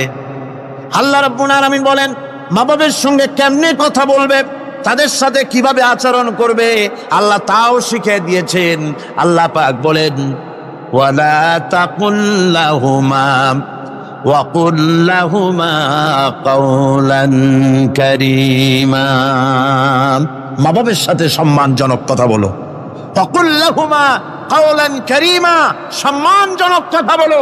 মাথায় ঝাঁকি দিয়ে রাগ করে চোখ মোটা করে কথা বলো না। তুমি সন্তান, তোমার জন্য সবচাইতে বড় পীর তোমার আব্বা তোমার আম্মা, ঠিক কিনা কও? ছেলের জন্য, মেয়ের জন্য, সন্তানের জন্য সবচাইতে বড় পীর কে? বাপ মা। এটা ভালো করে মনে রাখতে হবে। আপনার মৌলানা সাহেবদের দোয়া, পীর সাহেবদের দোয়া কবুল হতেও পারে, নাও হতে পারে, 50-50 সম্ভাবনাও আছে, আবার সম্ভাবনা নাই। কিন্তু মা বাবের দোয়া কবুল হবে 100% সিউরিটি রয়েছে। রাসূলুল্লাহ বলেছেন 3 জনের দোয়া কবুল হবে, মুস্তাজাবুদ দাওয়া। কয়জনের দোয়া কবুল হবে? আল্লাহ রাব্বুল আলামিনের হাবিব বলেন 3 জনের দোয়া কবুল হবে আল্লাহর দরবারে। তার মধ্যে একজন হলেন মাজলুম ব্যক্তি, যে ব্যক্তি অত্যাচারিত, যে ব্যক্তি মুসাফির, প্রবাসী, তার দোয়া কবুল হবে। আর মা বাপ যদি সন্তানের জন্য দোয়া করে, ওই দোয়া আল্লাহ রব্বুল আলামিনের দরবারে মঞ্জুর হয়ে যায়। আল্লাহ রব্বুল আলামিন মা বাপ সম্পর্কে বলেন মা বাবের জন্য আমার কাছে দোয়া করবি বান্দারা, আমার কাছে দোয়া করবি। দোয়াটা আল্লাহ পাক শিখাচ্ছেন, রব্বিরহামহুমা কামা রব্বায়ানি সাগীরা। পড়েন সবাই, রব্বিরহামহুমা কামা রব্বায়ানি সাগীরা। একটু জিকির করেন লা ইলাহা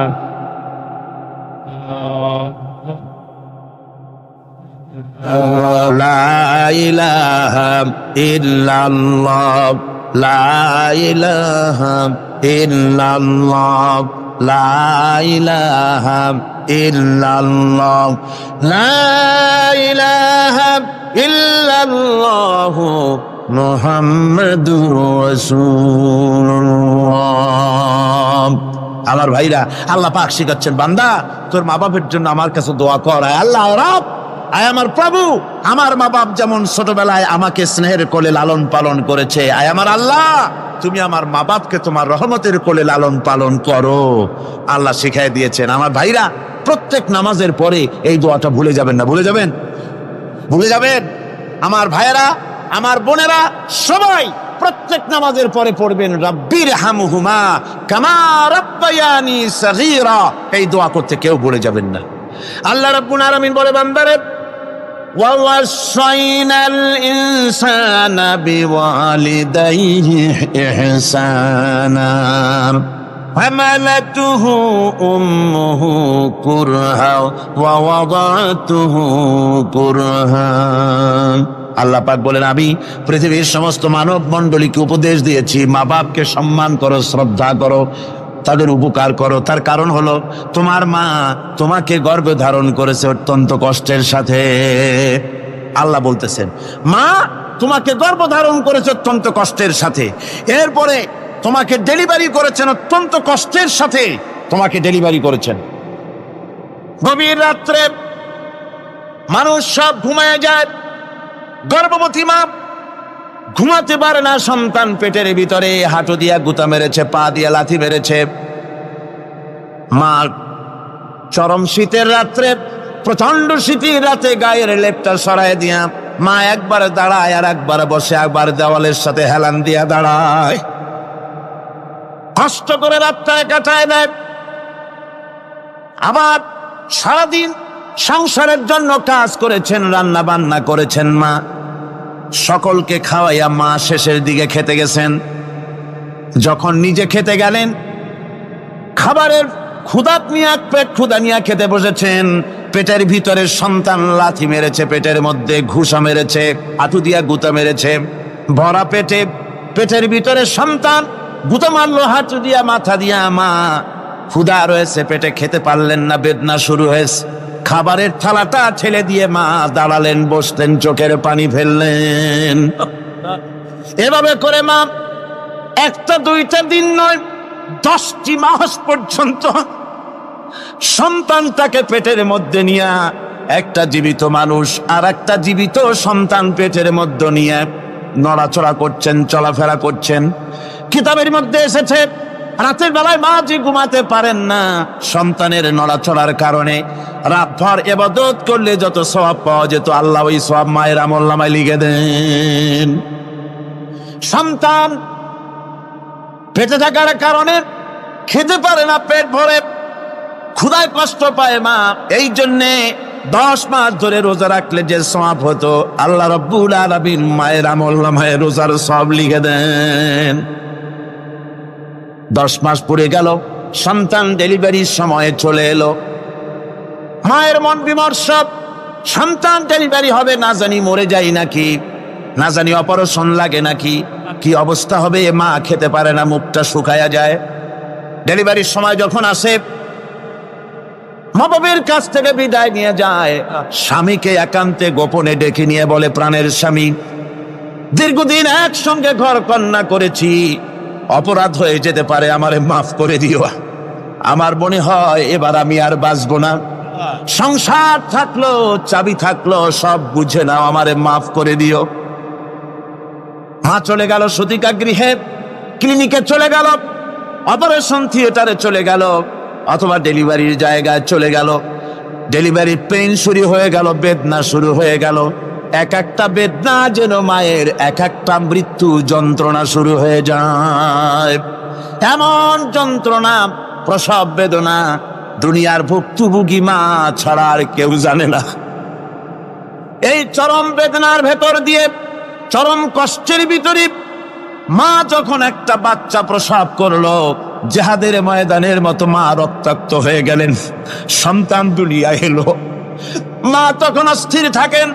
এত বড় বিরাট কষ্টের ভিতরে আল্লাহ রাব্বুল আলামিন বলেন, সন্তান যখন ডেলিভারি হয়ে গেল, মায়ের মনের ভিতরে আমি তখন এই ফিলিংস, এই টেন্ডেন্সি জাগ্রত করে দিই, দেখ কি হয়েছে। মা তখন দেখতে চায় কি হয়েছে।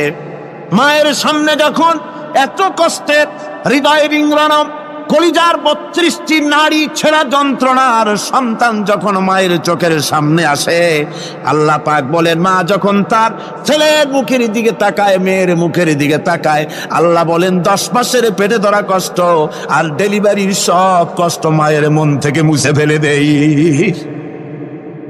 আল্লাহ রাব্বুল আলামিন বলেন, খবরদার দুনিয়ার মানুষ, এমন মায়ের সাথে নাফরমানি করবি না, এ মায়ের সাথে নাফরমানি করবি না।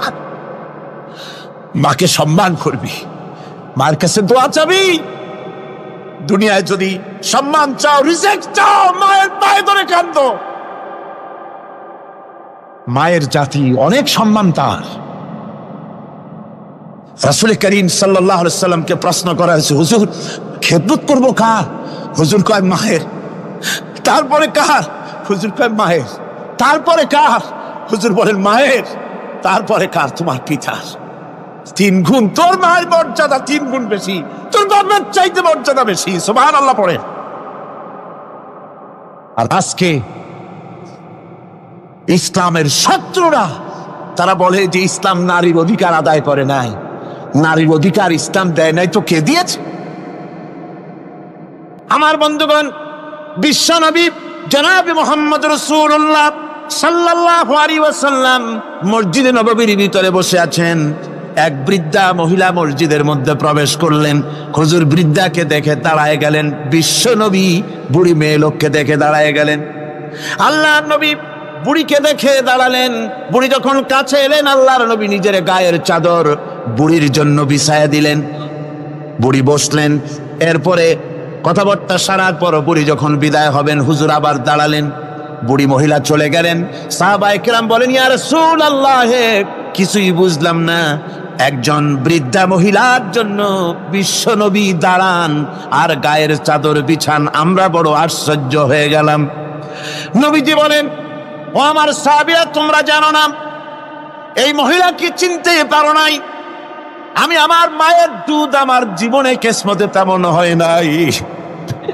আমি আমার মায়ের দুধ তেমন কিসমতে পাই নাই। যার বুকে দুধ খেয়ে, যার কোলে কাখে চড়ে আমি বড় হয়েছি, আমার সেই দুধ মা ইনি হযরতে হালিমাতুস সাদিয়া।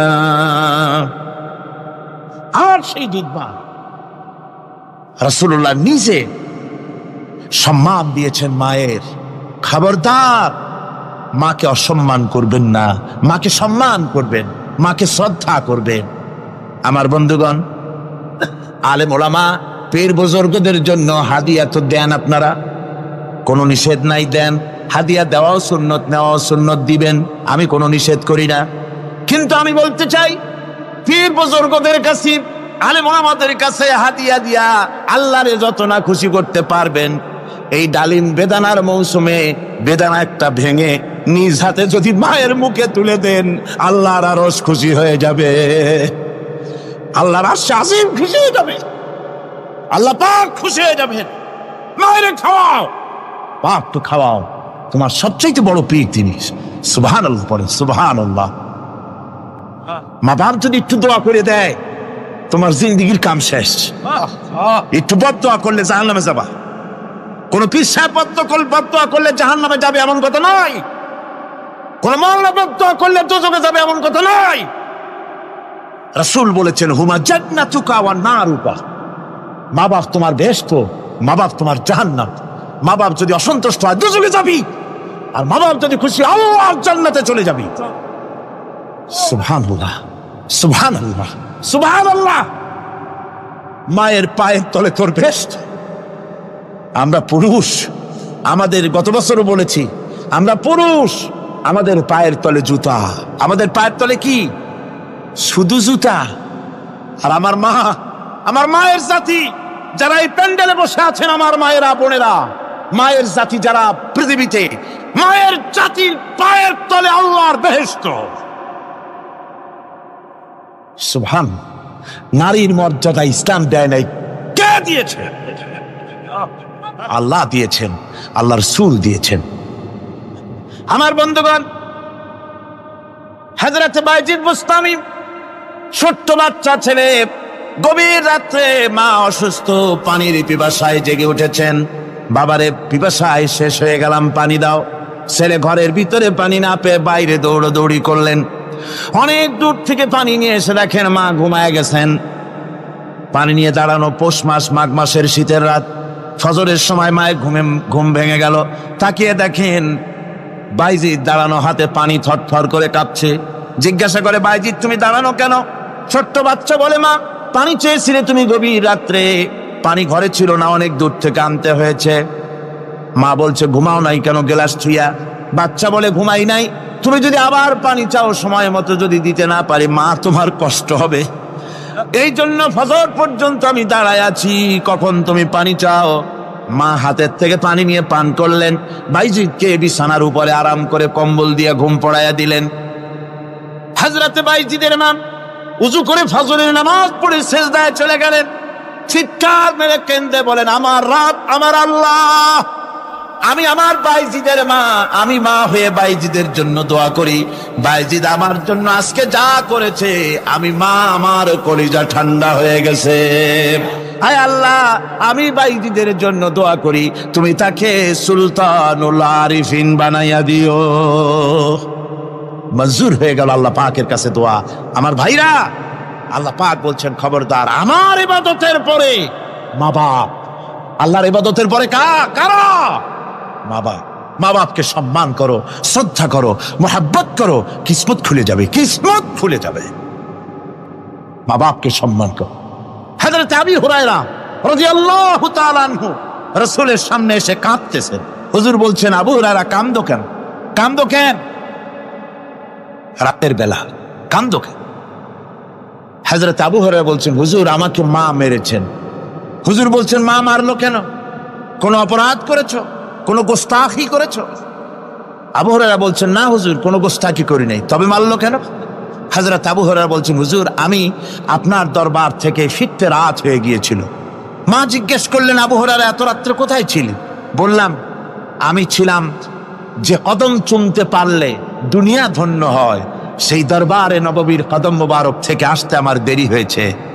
আমার মা মুশরিকা, আপনার নাম শুনে তার গায়ে আগুন জ্বলে উঠলো, আমাকে ধরে মারা আরম্ভ করলো। বলল, হয় আমার বাড়ি ছাড়বি, আর না হয় মুহাম্মদ সাল্লাল্লাহু আলাইহি ওয়াসাল্লামের দরবার ছাড়বি।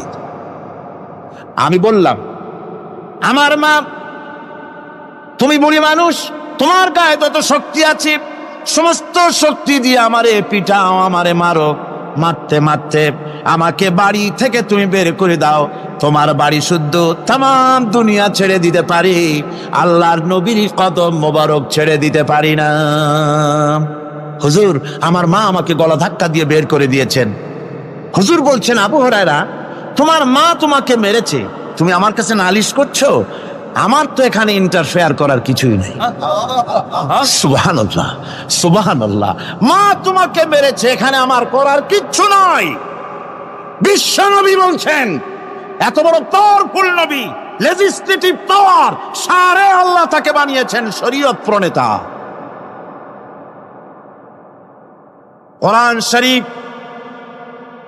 কোরআন শরীফে শুধু হালাল ও হারামের,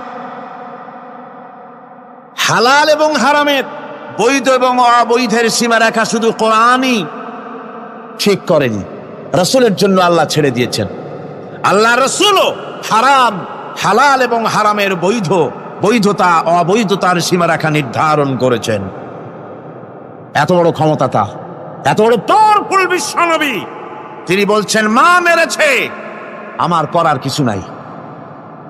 চিন্তা করেন কত বড় কথা, এ কথার লোট কত। হযরত আবু হুরায়রা বলেন, ইয়া রাসূলুল্লাহ, মা আমাকে মেরেছেন, আমি আল্লাহর নবীর কাছে মায়ের বিরুদ্ধে নালিশ করতে আসি নাই। বললেন, কেন এসেছ? হযরত আবু হুরায়রা বলেন, হুজুর এসেছি একটা কারণে, আমি জানি আল্লাহ নবী যদি আল্লাহর দরবারে হাত উঠায় কোনো জিনিস বলে, আল্লাহ রাব্বুল আলামিন সঙ্গে সঙ্গে মঞ্জুর করে নেন। হুজুর আমি এসেছি, মেহেরবানি করে দোয়া করুন আমার মাকে যেন আল্লাহ হেদায়েত নসিব করে দেন। আল্লাহ নবী হাত উঁচু করে বললেন, আল্লাহুম্মা হিদি উম্মা আবি হুরায়রা, আয় আল্লাহ আমি দোয়া করি আবু হুরায়রার মাকে তুমি হেদায়েত নসিব করে দাও। রাসূলুল্লাহ দোয়া করছেন আর আবু হুরায়রা সমানে দৌড়াচ্ছেন। তিনি দৌড়াচ্ছেন, পেছন থেকে কয়েকজনে আবু হুরায়রার জামা টেনে ধরেছে, দৌড়ো। তাদের জানা আবু হুরায়রা খুব ভদ্রলোক মানুষ, কোন ঝড় ঝামেলার মধ্যে থাকে না, রাগ সাগ করে না, চিৎকার মারে না, দৌড় মারে না, এত ভদ্র শরীর, দৌড়ায় কেন? না জানি কোন বিপদ বুঝি ঘটে গেছে। পিছন থেকে জামা টেনে ধরে বলে, দৌড়াও কেন? হযরত আবু হুরায়রা জামা সাহাবীর হাত থেকে ছিনায় নিয়ে বলেন, জামা ছেড়ে দাও, আমাকে দৌড়াতে দাও। আমি দৌড়াইয়া বাড়িতে দেখতে চাই, আমি দৌড়াইয়া আগে আমার বাড়ি পৌঁছতে পারলাম না, আমি যাওয়ার আগে আমার আল্লাহর নবীর দোয়া আমার বাড়ি পৌঁছে গেছে, আমি এইটা দেখতে চাই। হযরত আবু হুরায়রা বাড়িতে গিয়ে দরজা নক করলেন, ভেতর থেকে আওয়াজ এলো, কে? হযরত আবু হুরায়রা বলেন, মা আমি তোমার আবু হুরায়রা ফিরে এসেছি। মা বলছেন, বাবা অপেক্ষা করো, দরজা খুলতেছি। হযরত আবু হুরায়রা বলেন, মায়ের গলার আওয়াজের ভিতরে শিরকিয়াতের কর্কশতা পেলাম না, মায়ের গলার আওয়াজের ভিতরে তাওহীদের গন্ধ পেলাম। আমার মনে হলো নবীজির নিক্ষিপ্ত তীর তার নিশানায় পৌঁছে গেছে। কিছুক্ষণ পর মা আমার বেরিয়ে এলেন, মাথা থেকে চুলের থেকে বুড়ি মানুষ, সাদা চুলের ভিতর থেকে পানি পড়তেছে। মা বলল, বাবারে তোমারে মারার পর আমি বড় অনুতপ্ত হয়েছি, অনুশোচনা করেছি, আমি গোসল করেছি, মনে মনে ভাবলাম আমার ছেলে তো কোনো খারাপ জায়গায় যায় নাই, কেন তারে মারলাম, আমি বড় লজ্জায় পড়েছি তোমারে মেরে। ও আমার আবু হুরায়রা, আমি গোসল করেছি, পবিত্র হয়ে গেছি, জলদি করে আমাকে নিয়ে চলো বিশ্ব নবী জনাবে মুহাম্মদুর রাসূলুল্লাহর দরবারে। হযরত আবু হুরায়রার মা ঘোষণা করলেন, আশহাদু আল্লা ইলাহা ইল্লাল্লাহু ওয়াহদাহু লা শারীকা লাহু ওয়া আশহাদু আন্না মুহাম্মাদান আবদুহু ওয়া রাসূলুহু। আমার ভাইরা, মা বাপ সবচেয়ে সম্মানের জিনিস। আল্লাহর ইবাদতের পরই মা বাপের খেদমত করতে হবে।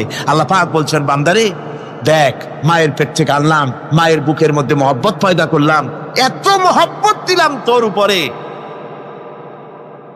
যে কোনো বিদেশে যান, যেখানে যান, বাড়িতে ফিরলে পরে সকলে ছেলে মেয়ে ভাই বোন সবাই দেখবে সুটকেসে আমার জন্য আনছে কি, সবাই চিন্তা করবে আমার জন্য কি এনেছে। একমাত্র মা সন্তানের মুখের দিকে তাকাবে কখন খাইছে সে।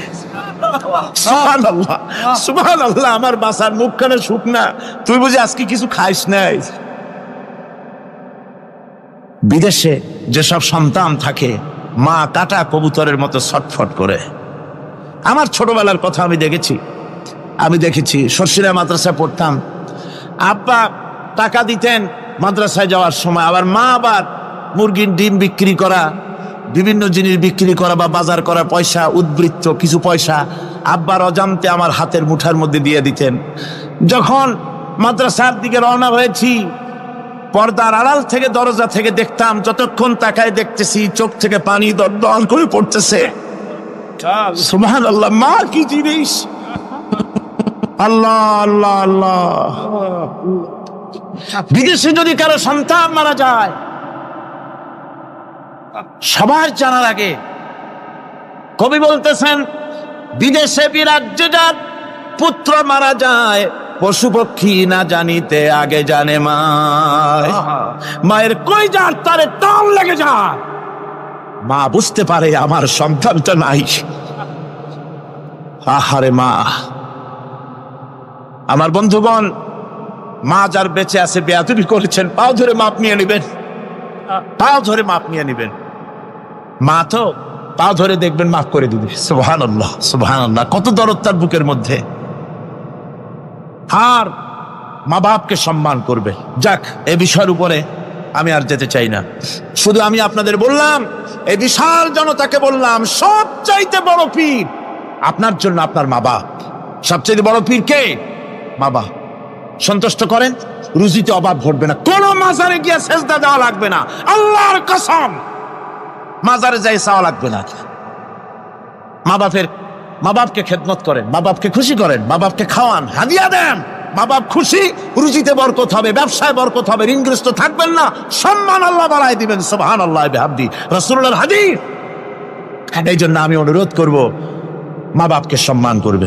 বিশাল আকাশের মালিক, আমাদের হায়াতের মালিক, আমাদের মওতের মালিক, আমাদের সুখ দুঃখের মালিক, আমাদের মনিব, আমাদের রব, সর্বস্রষ্টা, সর্বশ্রেষ্ঠ মালিক মহান আল্লাহ রাব্বুল আলামিনের সামনে মাথা নিচু করে একান্ত গোলামের মতো, ভিক্ষুকের মতো, কাঙ্গালের মতো জীবনের সব দুঃখ দুর্দশা আল্লাহর কাছে বলবো।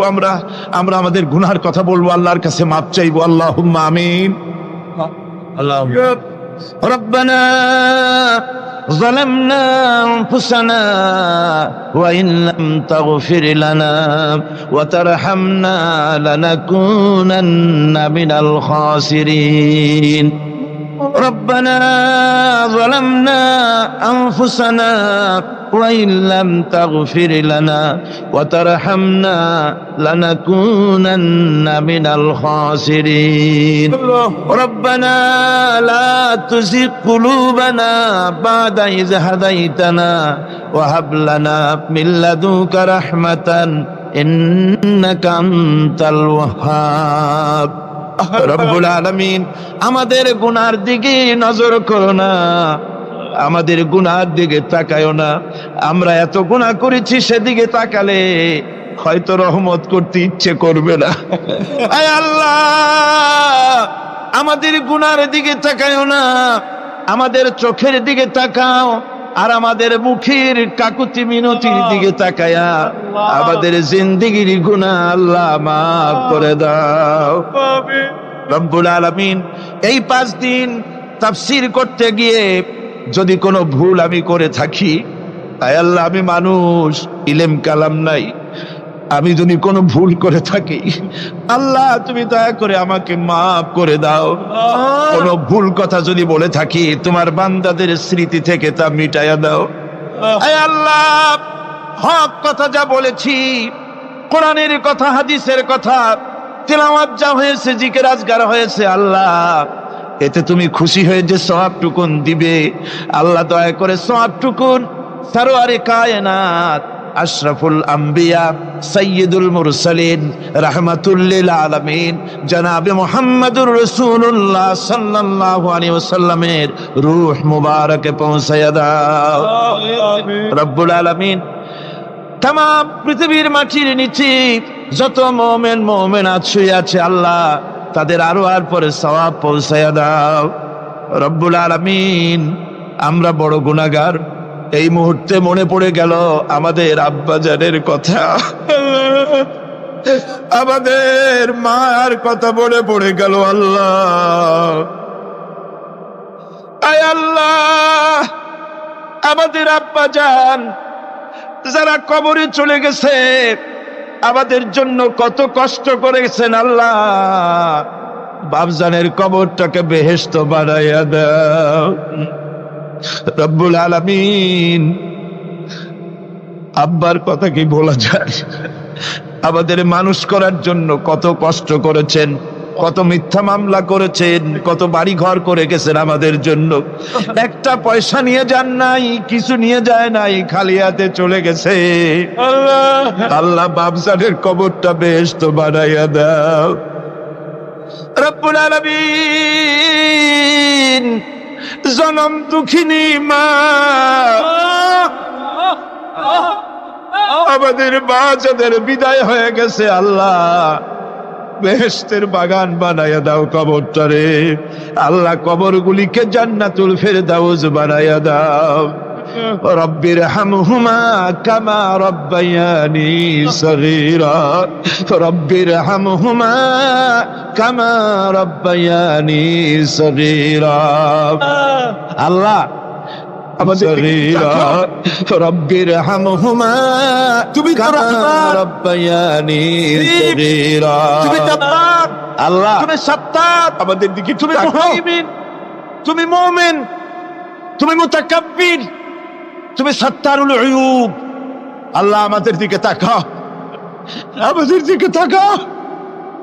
আয় আল্লাহ, এইভাবে করে মায়ের কাছে দাঁড়ায়া যদি মা মা বলে যদি কাঁদতাম, এমন নিষ্ঠুর মা নাই যে কোলে না নিয়ে পারে।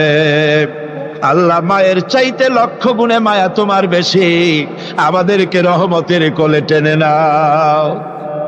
আয় আল্লাহ, যত মানুষ মাহফিলে হাত উঁচু করছে, যত গুনাহ আছে আজকের মাঠ থেকে কেউ যেন গুনাহ নিয়ে বাড়ি না যায়। আল্লাহ আমাদের শিরক গুনাহ মাফ করো, আমাদের বেদাতের গুনাহ মাফ করো, চুরি ডাকাতির গুনাহ মাফ করো, মানুষ হত্যা করার গুনাহ মাফ করো, জিনা করার গুনাহ মাফ করো। হয়ে গেছে আল্লাহ রব্বুল আলামিনের বাগান বানায়া দাও কবরে। আল্লাহ কবরগুলিকে জান্নাতুল ফেরদাউস বানায়া দাও। রব্বির হামহুমা কামা রব্বায়ানি সগীরা। রব্বুল আলামিন আমাদের দোয়া তুমি কবুল করো। আল্লাহ দোয়া ربي زدني علما আল্লাহ আমাদের কান্নার আওয়াজ তুমি শোনো আল্লাহ, কিচ্ছু নাই কান্দা ছাড়া আমাদের কাছে। আল্লাহ এই মাহফিলে যত যুবক এসেছে, আমাদের দেশের যুবকদের চরিত্র শেষ হয়ে যাচ্ছে আল্লাহ, সব যুবকদের জন্য দোয়া করি আল্লাহ, যুবক ছেলেদের ইসলামী আন্দোলনের জন্য খালিদ বিন ওয়ালিদ বানায় দাও। এই মাহফিলে যত যুবক এসেছে আল্লাহ, সব যুবকদের ইসলামী আন্দোলনের কর্মী বানায় দাও। আয় আল্লাহ বাংলাদেশের সেনাবাহিনী, বাংলাদেশের বিডিআর তোমার দরবারে মঞ্জুর করো, তাদের সিনায় হিম্মত দাও। বাংলাদেশের পুলিশ বাহিনী ইমাম দিয়া কলজেডারে ভরে দাও। বাংলাদেশের সেনাবাহিনী, air force, land force, BDR, police, এদের কলিজায় এত বড় ইমাম দাও যে ইমানের জোরে বাংলাদেশের প্রতি ইঞ্চি জমিন রক্ত দিয়ে হেফাজত করতে পারে। আল্লাহ, ইয়া আল্লাহ, ইয়া আল্লাহ। আমার ভাইরা হুজুর সাল্লাল্লাহু আলাইহি ওয়াসাল্লাম আরাফাতের ময়দানে দুহাত উঁচু করে দিয়ে আল্লাহর কাছে চাইছিলেন যাতে তার বগল দেখা গিয়েছিল। হাদিস শরীফে এসেছে আল্লাহর কাছে দুটো হাত উঁচু করে দিয়ে চান, ইয়া আল্লাহ, আল্লাহ। কান্দেন কান্দেন, আজকে কানবেন না কবে কানবেন? আজই তো কান্নার দিন। কাঁদেন আল্লাহর কাছে, আল্লাহ ভিক্ষা চাই তোমার কাছে আল্লাহ। আল্লাহ অনেকের রোগ ব্যাধি আছে, মাফ করে দাও আল্লাহ। আজকের এক মহিলা আমার সঙ্গে টেলিফোনে কাঁদলেন, 20 বছর পর্যন্ত রোগে ভুগতেন। রাহেলা আক্তার লাকি তার নাম, 20 বছর পর্যন্ত ভুগতেছে রোগে, কাঁদতেছে, বলছে বিশ্বাস করি কোরআনের মাহফিলে দোয়া কবুল হবে, অপারেশন যেন লাগে না, দোয়া করেন এই মহিলাকে যেন আল্লাহ অপারেশন না লাগায় ভালো করে দেন। আমার মা বোনেরা, মেয়ে লোক মানুষ, পেটে বাচ্চা, কোলে বাচ্চা, কষ্ট করে মা বোনেরা বহুত দূর দারাজ থেকে এসেছে আল্লাহ। আমার মায়েরা বোনেরা যারা আসছে আল্লাহ, কিয়ামতে তাদেরকে খাদিজা এবং আয়েশার কাতারে দাঁড় করায় দিও আল্লাহ। আমার মা বোনদেরকে পর্দায় থাকার তৌফিক দিও আল্লাহ। মা বোনদেরকে তুমি হেফাজত করো। যত রিকশাওয়ালা এসেছে আল্লাহ, এত কষ্ট তারা করে, ওদের ভাগ্য তুমি উন্নতি করে দিও আল্লাহ। রিকশাওয়ালা, ঠেলাওয়ালা, কুলি, মজুর, আল্লাহ সকলের উপরে তোমার রহমত নাজিল করো। কলেজ বিশ্ববিদ্যালয়ের শিক্ষক, ছাত্র, ডিসি, এসপি, জজ, ব্যারিস্টার, ম্যাজিস্ট্রেট, আইনজীবী, বুদ্ধিজীবী, সাহিত্যিক, সাংবাদিক, প্রকৌশলী, চিকিৎসক, কৃষিবিদ, আল্লাহ সকলের উপরে তোমার রহমত নাজিল করো আল্লাহ রব্বুল আলামিন। আমরা এই বিশ্বাস নিয়ে হাত নামাচ্ছি যে আমরা এতক্ষণ যা বলেছি তুমি শুনেছো, আমরা যা বলেছি তুমি কবুল করেছো। আয় আল্লাহ আমাদের মুনাজাত তোমার দরবারে কবুল করে দিও আল্লাহ। সুবহান রাব্বিকা রাব্বিল ইজ্জাতি আম্মা ইয়াসিফুন ওয়া সালামুন আলাল মুরসালিন আলহামদুলিল্লাহি রাব্বিল আলামিন ওয়া জাআল আখিরা কালিমাতিনা ইনদাল মাউত লা ইলাহা ইল্লাল্লাহু মুহাম্মাদুর রাসূলুল্লাহ।